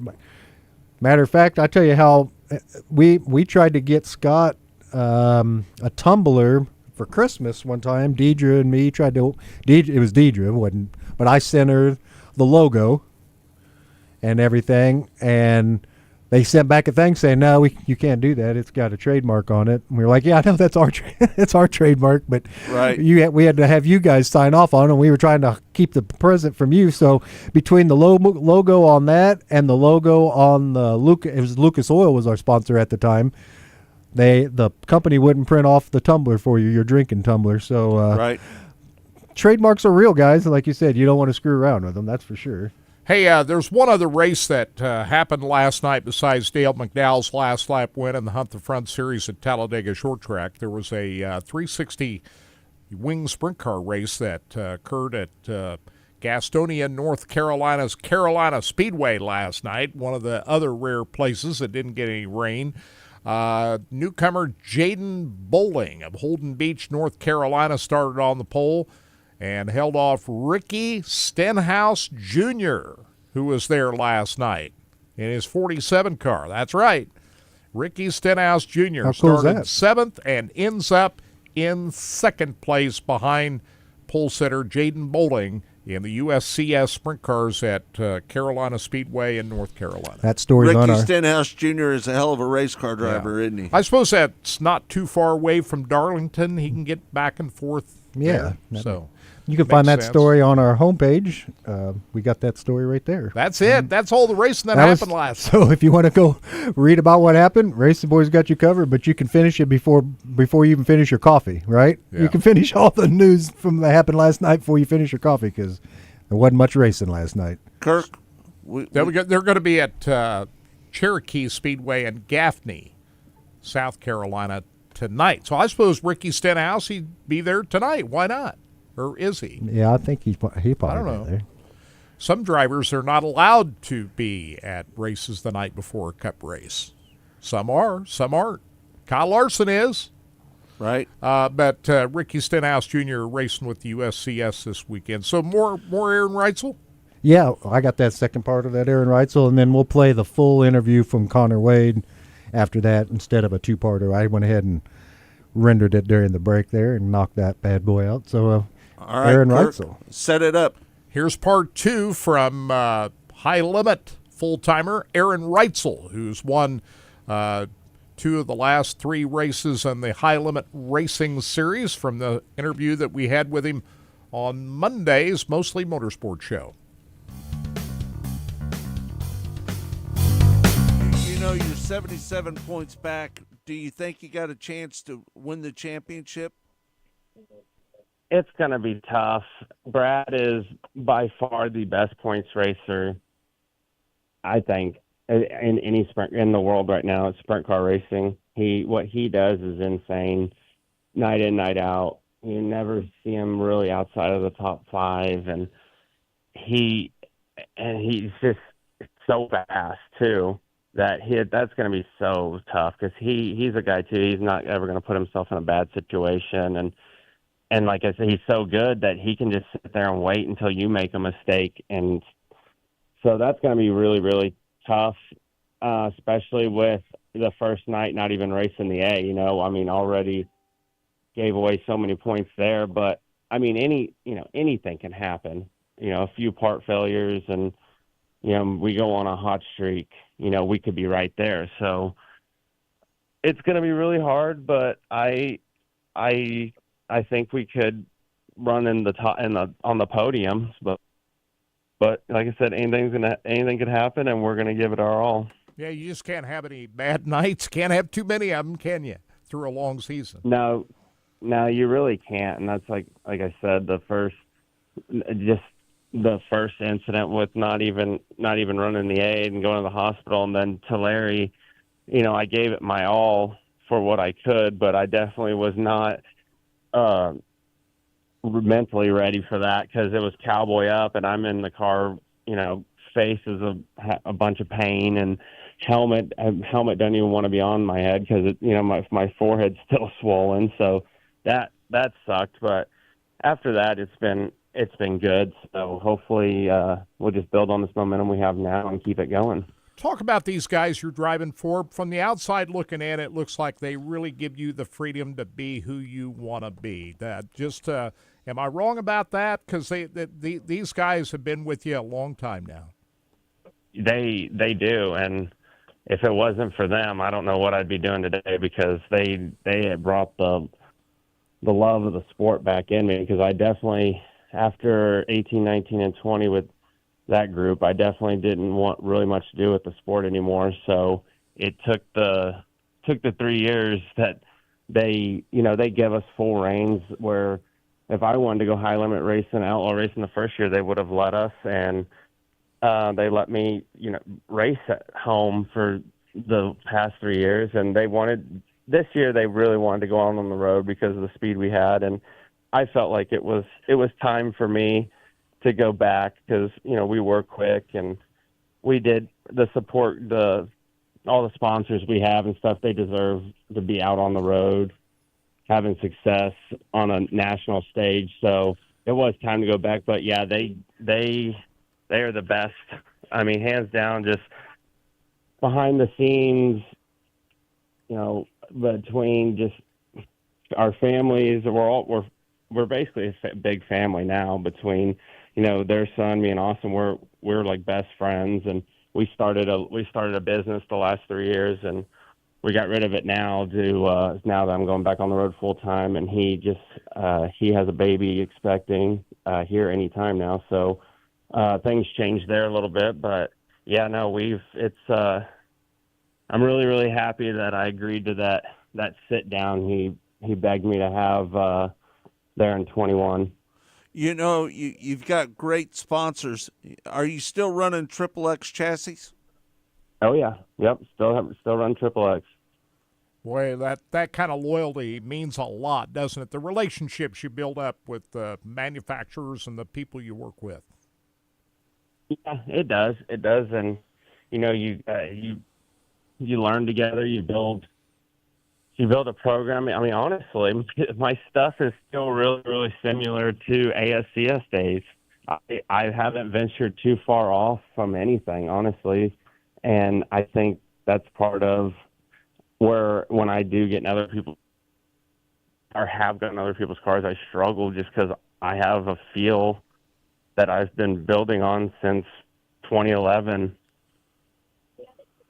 You know, I traveled with you with the ASCS National Tour for a long time, and I always saw a great deal of promise out of you and everything that you do in sprint car racing. I've always been a big fan of yours, and I've always paid attention to what you saw it in Aaron early on. I know this. I did. You did. And you went out the All-Star Tour, and you did very well out there, and just a different culture there than Texas, wasn't it? I mean, you managed through all of that and come out the other side. That's pretty impressive. Yeah, but I mean, I really appreciate that, and yeah, it was. I'm just fortunate that I was put in the situations I was between, you know, my dad starting me out and then Bob Miller. Bob Miller coming along is what really got me to the next level. He was the first guy to ever come along that really invested in me and what he saw. And, you know, the 2015 championship would have never happened if it wasn't for him. And he's the first guy, like I said, invested in me and put some good engines under my hood. And, you know, from there on out, it's just crazy how it all came together, how quick it all came together after Bob. But honestly, if it wasn't for Father, I don't know where my career would be today. You know, I don't know if you know this, but I-70 Speedway is about ready to shut down on the big dirt track. Did you know that? Yeah, the future doesn't look very bright to be coming back there, so that's kind of sad. I've heard rumblings of it. I don't know any details, but that's sad because we're losing too many tracks. I know it. Hey, what do you've been to Route 66, Amarillo, Dodge City? What do you think about? Let's hope the wind dies down for once. How about that? I've never been to Dodge City, and Route 66 I've been to, I think, a couple times in the ASCS days. I don't really remember it though. So those two racetracks this weekend, you'll find out when you get there. So, hey, congratulations on the great start this year. Sorry about I guess you're going to be running a screen on your car from here on out to keep the quads out? No? No. No. You just continue what you're doing. Hey, I'm going to say it this way. That rock that came through was no bigger than an inch wide. Those screens are 1.5 inches to 2 inches wide. If a rock screen kept 100% rocks out, why does everyone have all the chips on their helmets? That's a good question. That is a good question. Well put, there. So I mean, I would say that to all the keyboard assholes out there. The rock screen, yes, is good for keeping a muffler or something like that out. Yeah. Yes, I'm going to do something different. I'm not going to do the traditional 10 spokes. I think I'm going to do one with maybe like 5 spokes just to keep a muffler out or a shock or something like that. But they don't need to be called rock screens because I'm sick of hearing all these people saying if I would have had a rock screen.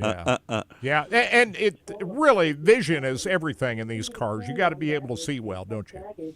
Yeah, it is, and I don't know what it is about my eyes, but my eyes focus on it, and early in the night it's not bad, but when it gets dark, and it gets dark up against the fence and stuff, like Knoxville, I could run one, no problem, because it's so light. But something about when it gets dark, my eyes will start focusing on it, and it messes with my vision. If I didn't have no problem seeing through it, I'd run one. Absolutely. That 1 pound does not bother me at all, but that's just something that I have to, I can't deal with, and so I don't run one.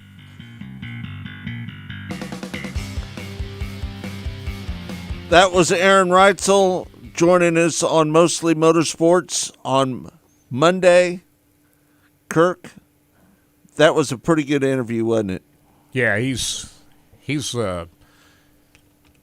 can rub a few feathers the wrong way too, can he? Right. He's a hard racer, and he's not afraid to. He's not afraid to feed the right rear. You like that? I like that. Yeah, so he fits right in the way you like to watch races. Right. Hey, today there is an event going on out at the George Mayan building out in Bonner Springs. It's the same place we had the Carb Hall of Fame banquet the last couple of years. It is to honor the life of Dwayne Isaacs. He's a Carb Hall of Famer, by the way. He went into the Carb Hall of Fame in 2017. Today, they are having a celebration of life beginning at 11 a.m. to 2 p.m. and lunch. And there'll be race cars there. There'll be a lot of storytelling going on. And the Isaacs is a big racing family. And they'll all be there to honor the life of Dwayne Isaacs, who passed away in January. So if you're in the Bonner Springs area or in Kansas City area, everywhere, you still got time to head out there. It begins at 11 o'clock. At the George Mayan building at 631 North 126th Street in Wyandotte County. It's in the park out there in Wyandotte County. Not too far from Kansas Speedway, actually.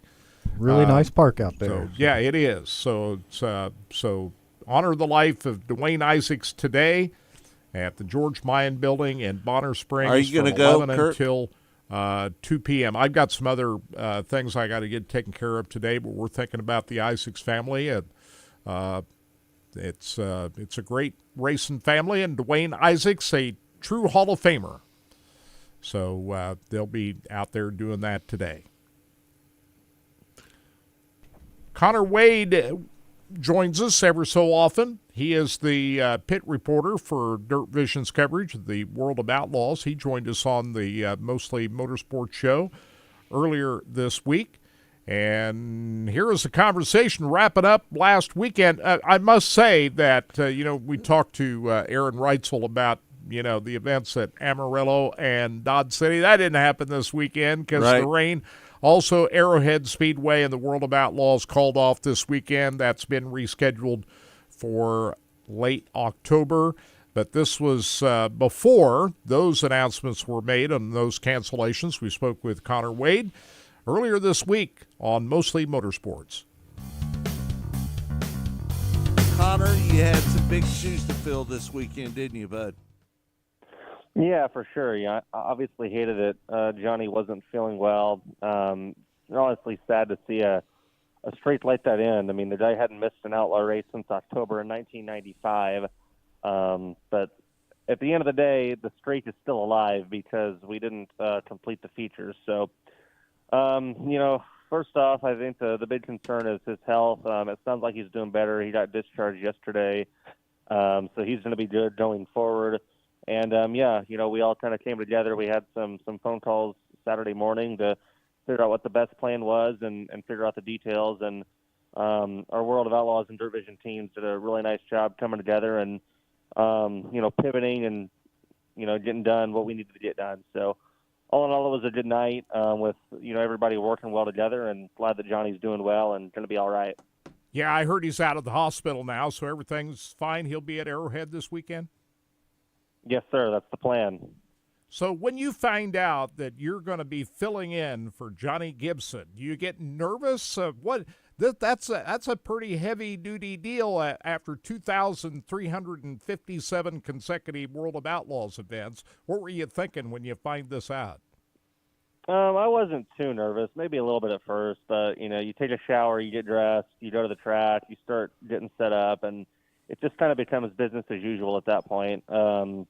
I've called races before, I've announced before. I was in the booth for quite a bit of POWRi stuff 4 or 5 years ago.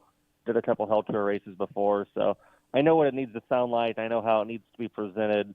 Obviously, the World of Outlaws are the World of Outlaws, and nothing's ever going to be at that level. But I've got a great team behind me, and nobody at Dirt Vision was nervous, so there was no reason for me to be nervous either. So we just got everything set up and got going, did our pre-race show, and everything just kind of worked out really nicely. We didn't have any issues whatsoever. So when that's the case, there's really no reason for a whole lot of nerves. The way I look at it, the streak is still alive because you didn't have to do, four abreast. When they're coming out four abreast, Johnny Gibson does it in a way that nobody else can.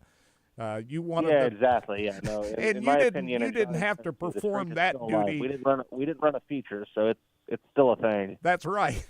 His streak is still alive because that four abreast lineup, Johnny's still got that streak going. So, absolutely. This wind has affected everybody, hasn't it? I mean, the High Limit Series now just called off the night at Vado because of high winds, and I don't think a lot of people realize just how much this affects wing sprint car racing, but we've had a couple of high limit races and now World of Outlaws events called off because of high winds. Just kind of talk about what was going on throughout the course of the night. The winds seemed to pick up as the night went on. What was going on there? Yeah, it was very weird. It's honestly been weird all year. You go back to Kennedale, I think was March 14th and 15th. We had to delay the first night because of wind, and then it was really windy the second day. And it kind of dried the track out early in the day, so they had to throw a bunch of water on it and kind of soaked it. It took them a little bit to get ran in, even after the wind went down. But, yeah, it's just been weird. I don't know if it's this time of year that it's prone to be windier, if it's just a coincidence or what. But 81 Saturday night, it was pretty windy. I think it got really windy about 5 to 6 o'clock. And then it was pretty obvious in those heat races whenever you had guys that, are good race car drivers and know what they're doing, just kind of get completely out of whack and flip like they did. Corey Eliason and Blake Kahn, they go into turn one and the car just sails straight to the top, right into the wall. And then Hunter Schoenberg kind of just it kind of gets sideways, has pretty much got the car slowed down almost to a stop, and he catches a wind gust and does a complete 360 and flips over. So you could tell, I think, honestly, that it was getting windier throughout the night. And then we showed our shots on Dirt Vision of the American flag on the front stretch blowing really hard there towards the end of the night. So, I get people are mad. A lot of people were complaining, they bought tickets, they drove this far or whatever, but, drivers are risking their lives and they spend a lot more money on equipment and getting there, and they drive a long way to get to the track too, and they want to be safe. So, the series 100% made the right call, no matter what anybody says. You can't send guys out there. I mean, you can get by and be all right in a heat race. We probably could have ran the dash in the LCS too, but you send 24 cars out there for a feature on a place that it's fairly big, like 81. It's nothing crazy big. It's not a half mile, but it's a good size 3/8. And, you can't send 24 cars out there in 40-mile-an-hour wind gusts. So it was the right call to make, even though it was unfortunate. Yeah, and that's, a buddy of mine was complaining about it. They could have finished it. Yeah, but it's a whole lot different when you're putting like 6-8 cars in a heat race out there versus 24 for an A main. That's a whole different can of worms when you put 24 cars out there versus what you had in the heat races. Yeah, absolutely. So, again, it sucks to make that call, and I hate, we love going to 81. The Outlaws have been going there. I think this is the third year in a row that they went there, and the track's put a lot of hard work into that facility the last couple of years to making it prone to hosting big races. And, the Outlaws, just WRG in general really, really likes 81. We send 4 of our series there, 4 national series between the Outlaws and then Extreme, ASCS, and the World of Outlaw late models. So we have a lot of events there. It's a track that we really like being a part of, and we want to get every race that we can therein. And, you guys know just as well as I do, come Saturday night, they could have easily just canceled it. But, liking 81 the way we do, they postponed it, which means they're going to attempt to find a date to get it back in. Of course, there's never a guarantee that they do. But the belief is that they'll find another date to go back and finish that race for the great fans that came. Talk about the Jason Johnson Classic coming up. Yeah, first off, Jason was just an incredible sprint car driver, was an incredible guy. There's not a lot of people you can find that weren't fans of Jason Johnson. The people that knew him, you'll never find somebody that didn't like him. He accomplished a lot behind the wheel. He delivered one of the most memorable Knoxville Nationals ever, was very good in the 360s, was the top dog in 360s for a while. You guys saw that when you guys were on the road covering ASCS with Racing Boys. Jason won a lot of championships, 5 of them, and then took the jump up to 410s and immediately started competing, winning races on a somewhat consistent basis, qualifying really well, and, was a contender night in and night out.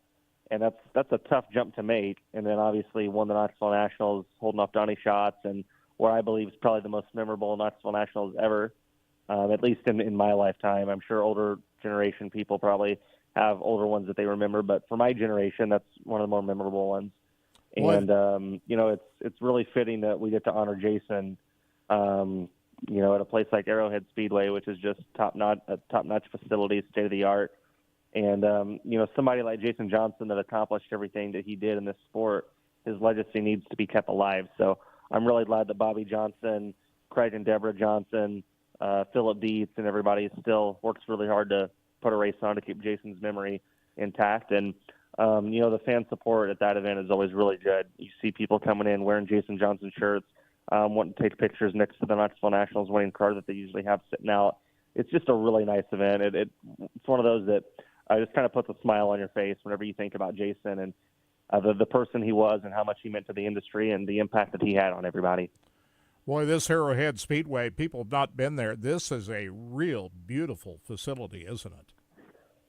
Yeah, it's one of the nicer ones in the country, and I think the racetrack has a lot of potential too. We've only seen one outlaw race there, and it was a good race. The heat races were really good. Raced well the entire night. Took a little rubber there towards the end, and probably the second half of the feature. But prior to that was a really good night of racing. And then I've seen videos of features there since late models and modifieds and other stuff, and ASCS midgets. And it looks like they've really got the track figured out and, figured out how to, get it to last for an entire feature. So that's what I'm looking forward to, I think, is finally kind of seeing the potential that we know the track has in terms of the on-track product to go along with how nice of a facility it is. So I honestly have never met the owner of it. I couldn't tell you his name, but whoever it is, they've put a lot of money and a lot of effort into that facility, and it really shows with how beautiful it is, and the suites and the grandstands, the concrete pit area and all that. It's really one of the nicest racetracks in the country, and it's a cool shape too. I'm a fan of smaller short tracks, bull ring type places, and that's kind of what it is. It's got a little bit of bank to it, and just has the potential to race really, really good for sprint cars. And I think getting 2 nights there is there's really nothing more you could ask for.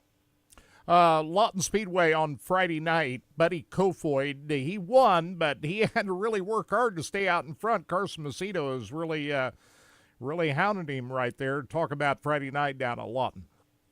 Yeah, that's one of those races that you look at the box score and it's going to say Kofoid leads every lap, and you're going to think, oh, it was probably a snooze fest, but it was not that by any means. I didn't really know what to think going into Lawton. Hadn't heard a whole lot about it. I'd seen some videos of some good races there in the past, but those were quite a while ago, so you never know what a racetrack's going to be like. And it's pretty heavy early in the night, but got really, really racy there the last 15, 20 laps of the feature. And you had 4 cars that could have won the race with 10 to go, and I think that's pretty incredible. With Kofoid, Macedo, Axum, and Gravel, Macedo gave Kofoid a couple of good looks, and it didn't really seem to matter if it was in traffic or clean air. Buddy just was really, really quick to react and kept Macedo behind him. Everybody was on the bottom except for Emerson. Emerson was using the top better than anybody. I don't really know what he had figured out about it, but he found a way to rip it, and I think if that race goes another couple laps, Emerson's got a real shot to win. So just a really good return, honestly, to Lawton. I know that place has had some issues the last couple of years, their tower burning down, and they rebuilt a brand-new tower. It's I think 3 times the size. It's really nice, easy setup for us, and just I think it was a great showing for that place, honestly. It kind of showed its potential and showed what it can do, and I think that's going to be a place that the Outlaws go back to definitely next year for sure. So it was great to be there, and obviously Buddy is really good right now. 4 races in a row that they've run top 2. They switched back to the car that they were running towards the end of last year whenever they won all those races, and it's really paid off for he and the 83 team. Boy, Emerson Axsom, boy, he had the fastest car of the night, didn't he? Looked to me like. He did, yeah. He was really quick in qualifying, went out late.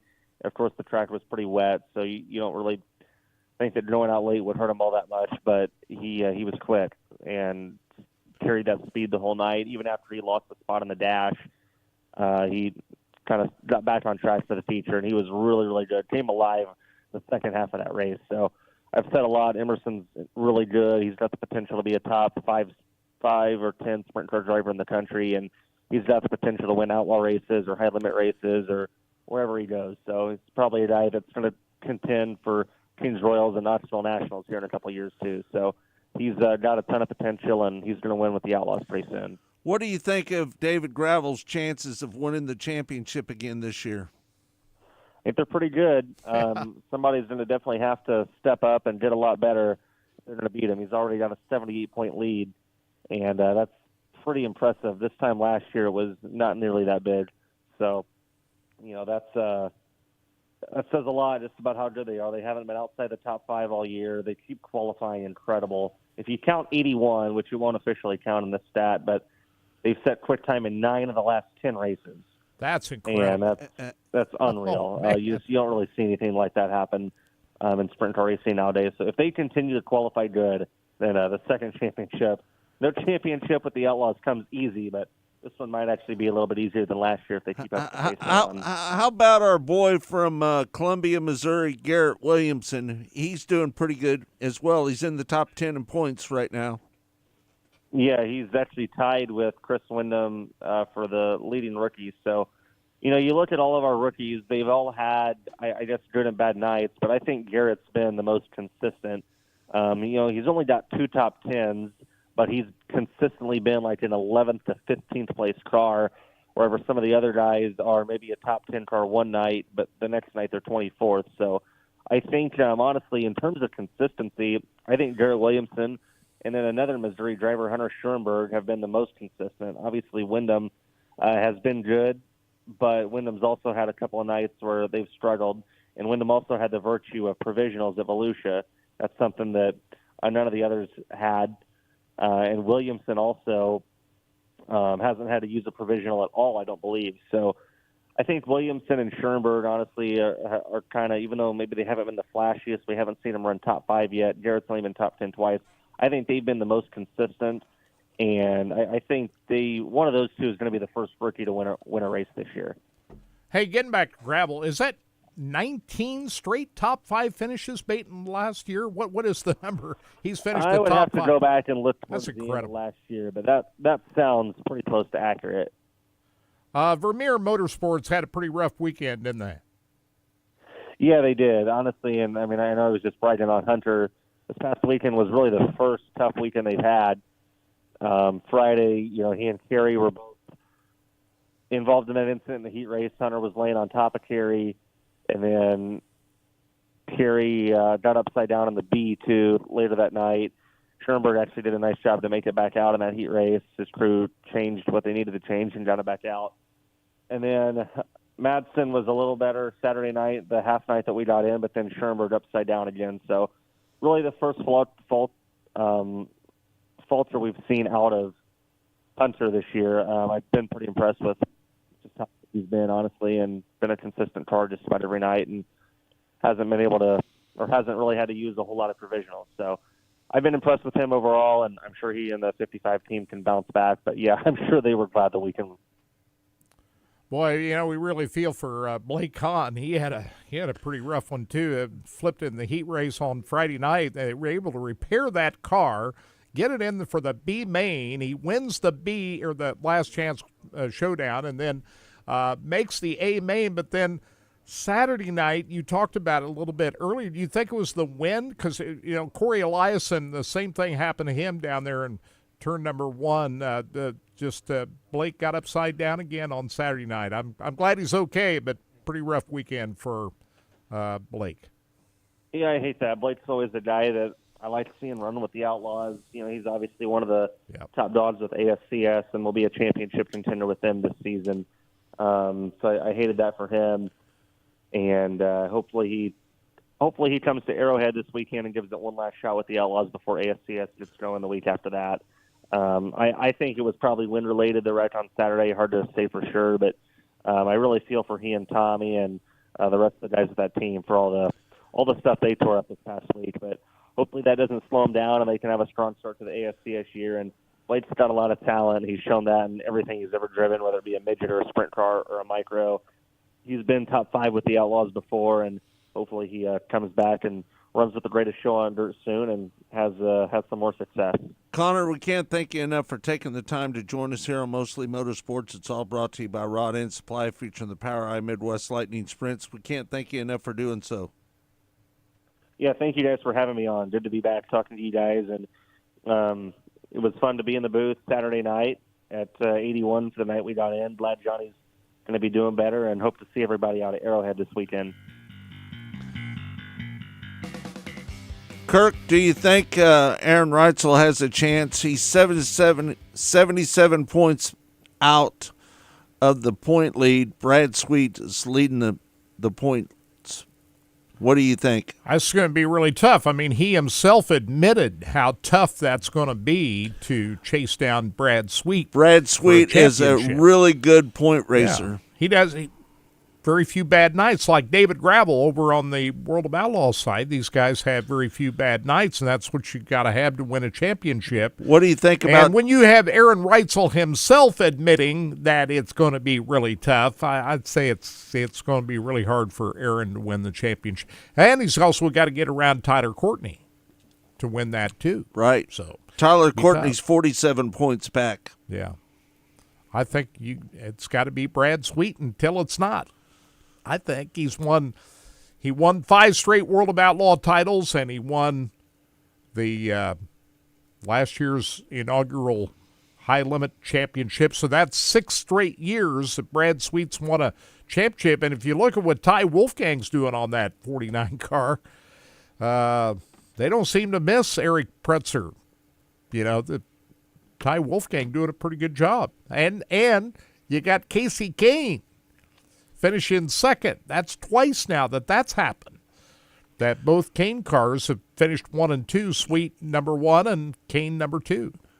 Brad Sweet, he finished first, and Casey Kane finished second. How about that? Twice that's happened now. So, yeah, I think that's pretty good. Eventually, Casey's going to win a race, don't you think? That's coming? I would think so. Yeah. So the changes that have been made to the crews seem to have helped Casey Kane Racing, not hurt them. Ty Wolfgang seems to be doing a really good job on that 49 car. But Aaron Reutzel this is not the last time he's going to win this year. I think he'll win more races. But you can't have any bad nights. And that's the thing about trying to take down Brad Sweet on the high limit side and David Gravel on the World of Outlaw side. And David Gravel continues to post number 1 qualifying efforts just about every night out. And that's hard to beat now. Casey Kane is 8th in the point standings right now. He's 105 points back. But if you look at the high limit, it's Brad Sweet, Tyler Courtney. You got to throw Aaron Reutzel into the mix, obviously so, since he's got 2 wins right now. Tyler Courtney still looking for that win, but he runs well enough and consistently well up towards the top. He's going to be a factor. As far as the World of Outlaws are concerned, David Gravel is the guy until he's not, but his two big challengers has to be Buddy Kofoid and Carson Macedo right now on the World of Outlaws side. So that's where we're at right now. Everything kicks back up into action next week. The Outlaws go to Federated Auto Parts Speedway, I-55 out in Peebly next weekend. And then in 2 weeks, we'll see them up here at Knoxville. So that'll be fun to watch that. Also, I'm just going to mention again, that interview was with Aaron Reitzel was Monday, so that was before they called off the Amarillo and Dodge City this weekend. So those events have not been rescheduled. Now, as far as the Outlaws are concerned, they've rescheduled the Jason Johnson Classic for October. To be Saturday, October 25th, a one-night show. That's after they go to 81 Speedway. 81 didn't have a race last week. Right. Too windy. And so the 81 event will be on Friday night, October 24th. And, I was just thinking, talking about Blake. And if you watched him, he didn't do anything wrong when he pitched it. Same with Eliason in that heat race. It had to be wind-related, didn't it? What do you think? We've bought a bunch of fire suits for Blake Hahn, haven't we? Yeah. Probably buy a new one, right? Right. Got another one coming. But, it didn't look like he did anything wrong. That had to be wind-related. It did. Boy, that was a nasty ride Blake took. I'm glad he's okay with that, but pretty rough weekend for Blake. And, of course, he's going to be full-time on the ASCS Tour again this year. Going to try to win a championship on the ASCS National Tour. Hey, I was going to mention Central Missouri Speedway is looking for an experienced cameraman operator for this season. There you go, Todd. Yeah. We're looking for an experienced camera operator and an LED display board operator to film and display our races throughout the season. These are mostly Saturday nights with a few exceptions. A camera person will film the races throughout the night and work closely with the LED display board operator, and she scores on the That's input. pretty nice video board they got down there at CMS. The LED display board operator should be fluent in basic computer operations, have knowledge of electronics. Both of these are paid position. Serious inquiries only. Contact Sam at 660-909-1083. And the equipment is provided, so you don't have to be. All you got to do is show up. Just show up, Like I said, I'll just say that I would think people would be lining up at the door for that. Yeah, and I get it. It's a tough gig to say that you're going to do it every because once you commit, you kind of got to commit. But and that's one of the reasons why I haven't. But I don't think they run every Saturday night. No, they don't. But they're also going to have a couple off nights too. Yeah. That are going to be off, and then a few nights that might be not Saturday. But and they're done early September. Yeah, they are something like that. So, like you said, if there needs some help out there, if you got some wanting to maybe get involved with that, man, go out there and check it out. Me personally, I would do it in another couple years. I'm just not in a position right now I've had a few other people contact me about maybe doing some camera work, and it's just not my cards right now, but maybe down the line when I'm a little older and I don't have so many irons in the fires. You're just not able to commit yourself. I'm not able to commit myself with that. And like I said, I wouldn't want to commit myself and then have to back out. And I just don't want to do that. So, hey. You're committed to the Racing Boys. I am, and I'm committed to my nights with my wife, and we have to be available for the kids for a couple more years, and then we'll be completely empty nesters. So yeah, like you said, man, if you're it'd be a great position to take, man, out there. That's if you're wanting to get in the door of something like that, man. If you're a young kid, man, you young kids, you've already been filming for your whole life. You just don't know it. You've been doing it on your telephones.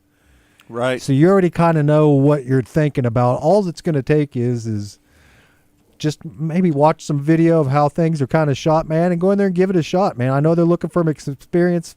Sounds like a cool gig to me. It really would be. Like you said, if it was been me 20 years Kirk, ago. You want to do it? I'm with like everybody else. Like I me. can't commit. Just every can't commit. Saturday night. But if I would have had that kind of job, I would have taken that job before I worked with the Racing Boys. I would have taken that job. I mean, if that job would have been open, shoot, I would have jumped at in a New York minute at a position like that. And like you said, they're always racing out there. CMS is they're always rolling, and you don't have to worry about anything out there. So look them up. Give Sam a call. We know we might get Sam on the show not too long. We haven't talked to Sam in quite a while, you know. We haven't talked to Sam in quite a bit. Yeah, maybe we ought to try to line that up. Sam hey, the USMTS has also been hit by rain this weekend. They were supposed to be at the Boot Hill Speedway this weekend, but that has been called off due to rain in Louisiana. Yeah, so we're talking Louisiana, we're talking California, Ohio, Indiana, Pennsylvania,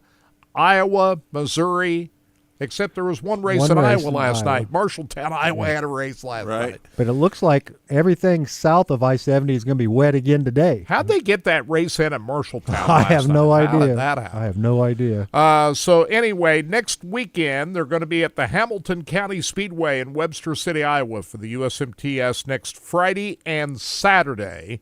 And, of course, you can check out all that action if you can't be there on racingdirt.com. I tried to reach out to Cade Dillard this weekend. I didn't get a response. Texted him a few times, wanted to get him on to talk about that $20,000 win at the King of America last weekend, but I couldn't get a hold of him. So we'll try it again. And we'll keep trying on that. And Blake Housley from High Flying H Drag Strip, trying to get a hold of him as well. So Monday, we're going to have Chase Rodman on. We'll talk about Jacob Allen retiring from the seat of the race car, and we'll try to get another driver on too. So, all right, thanks everybody for tuning in to Track Talk here on RBN, the Racing Boys Broadcasting Network. It's all brought to you by Rod End Supply, featuring the POWRi Midwest Lightning Sprints. We want to thank our guests today, Aaron Reitzel and Connor Wade. Who else do we need to thank? For everybody who tuned in. Thanks to Jay Powers over at 810. Todd Surprise, without you, we can't make this happen. I appreciate it. Thank you, sir. Appreciate all you do, and we'll be right back here on Monday, right? Yep. Absolutely. So look forward to that. Episode 355. So we're going to have Chase Rodman on. We'll have him on, and then we'll try to get somebody else on the show as well. So we'll work on that. If they can get a race in tonight or tomorrow night. No races till then, I don't think. And if we can get a race in, we can find somebody. I don't know. Kirk's got his irons on. They said the weather's good at They said the weather is good at Darlington, so maybe we get a race we out can there? try to get. We've been trying to get Seabell on the line. If he wins, maybe we. Who knows? But we'll have another guest on aside from Chase Rodman on Monday's show. We stream that live at 12 noon, so join us for that. All right, thanks everybody for tuning in to Track Talk here. It's all brought to you by Rod End Supply, featuring the POWRi Midwest Lightning Sprints. We want to thank our guests Connor Wade and Aaron Reitzel as well. For Todd Surprise, for Kirk Elliott, I'm Scott Traylor saying we'll see you next week right here on Track Talk.